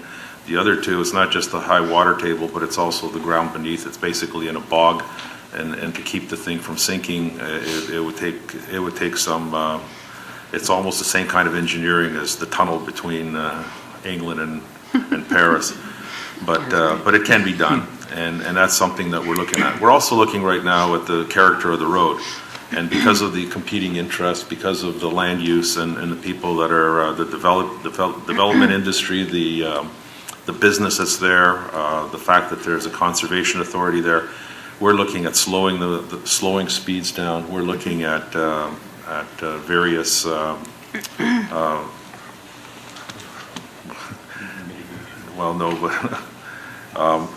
traffic calming measures. We're looking at putting a bicycle path through there as well, so that too it becomes it's accessible to active transportation. All these things are being done, and we're looking at coming back to council with a plan for the road and a character of the road, probably in the second quarter of 2018. Having said that, we do plan to go back with the snow fence. My understanding now is that the turtles are hibernating, so that we don't have to worry about them right now. We will be taking the fence down for winter control. When we put the fence back, we'll have a caveat, as Dr. Harper mentioned, that it'll have a screen at the bottom, so some of the smaller animals can't get through the slats of the snow fencing. So these are the kinds of things we're going to do immediately, and we seriously recognize that this is a significant environmental area, and we're going to be working at coming up with a road profile that suits all needs. Okay. Rob, did you want to comment at all? Certainly through the chair. There are planning applications along that stretch of Heart Lake Road, and in both cases there are ongoing discussions with the applicant about potential contributions to some mitigation measures as well. The other thing is we're trying to better understand where the traffic is going to come from and go, and the volumes of traffic at this point, but that's still ongoing discussions as we speak right now. Okay, thank you. Thank you very much. To the chair, may I just make one final statement? I wonder, has anyone seen this? It's called the Heart Lake Road Mitigation, and it's a realignment proposal dated October 25th by David Lang, and I think it's being studied. Did you happen to see this? Here's a copy for you, if you like. I happen to have two, so there you go. Okay, and you're always prepared. Please, thank you very much. If I may just make one last comment. Our group is here, newly formed, and very passionate about this, and we are happy to be in contact with all of council and all of city staff to work collaboratively with everyone to try and get our heads around a proper solution in order to preserve this, which is apparently the 7th most important significant wetland out of 2,200 in Ontario. Right. So that kind of puts things in perspective for all of us. I would also encourage both delegations. We also have an environmental advisory committee too, that both these issues should be flowing through them also. Yeah. Okay. Thank you. Thank you. Thank you very Thank much. you very much. Thank you very much. Thank you. No, Tori, did I miss you? No? I was just going to say, just over 20 years ago, when we were talking about turtles at the south end of Heart Lake Road, the commissioner of the day, and some may remember him, Larry Cole, laughed at me when I talked about turtles crossing the road. We had the Toronto Metro Zoo calling the city of Brampton. So in 20 years, things have changed. We're building tunnels. We have staff that are listening and trying to respond. So we have come a long way, and things are better, and we are working with residents. So that, to me, is a very positive change. Yeah, no, definitely there has been a lot of positive steps taken, and we are acknowledging that. I'll just anecdotally tell you one last comment, and then I'll disappear. That'll be the last one. Otherwise, you're going to have to add more delegations. I promise. I'll give it a hope. I had a turtle that is a non-Indigenous turtle that was discarded and thrown into Professor's Lake and got caught up in fishing wire. And because I also volunteer for animal services and take orphaned and sick animals, wildlife, to the Toronto Wildlife Centre where I also volunteer. And as a result, they asked me to take it back and it was going to be euthanized, but I didn't have the heart to let that happen. So as a result, I took it up to the Kawartha Turtle Trauma Centre up in Peterborough and just got it back last week. So it was up there. The veterinarian did surgery, even though it was a non-Indigenous turtle. It's a melanistic red ear slider, so it just doesn't have the red marks on it, yay big. At any rate, it's just important what I perceived when I went to this trauma center in Peterborough. What I saw, what I learned, the at-risk species, they had 900 turtles there, unprecedented numbers this past summer of turtles that were hit by cars or hurt by people. And we are really at the 11th hour in many of our areas because of loss of habitat and also because of, motor vehicle accidents, that we are going to lose these at-risk, these turtles, if we really don't take proper mitigating measures put in place. We will lose them. So. Right. Thank you very much. Thank you for your delegation. Yeah, thank you. Okay, we'll move on now to item 5.3, which is possible delegations on the 2018 2020 current and capital budget approvals, including proposed amendments to transit fares. Is there anybody who would like to delegate on that? Anybody at all? Okay, seeing none. We'll go to public question period. Is there anybody from the public who wishes to ask a question on anything that's happened tonight? No? Seeing none? Okay, we will recess now, committee. We'll recess till tomorrow morning at 9:30. And at that time, we'll have a short recap of the days and then move on to the downtown BIA and public library presentations. Am I missing something? No, tomorrow. We'll do it tomorrow. And we'll also have some final comments and discussion on the final budget committee recommendations, and then committee will have to decide when we will be reporting. Tomorrow we'll decide when we'll be reporting back at council, because there was a request to look at it reporting back earlier. Okay, so that's tomorrow's agenda, starting at 9:30 sharp. Is that everything? Okay, you need the budget books here if you like. Did I miss anything? None? Okay, good. We're recessed till tomorrow morning. Thank you.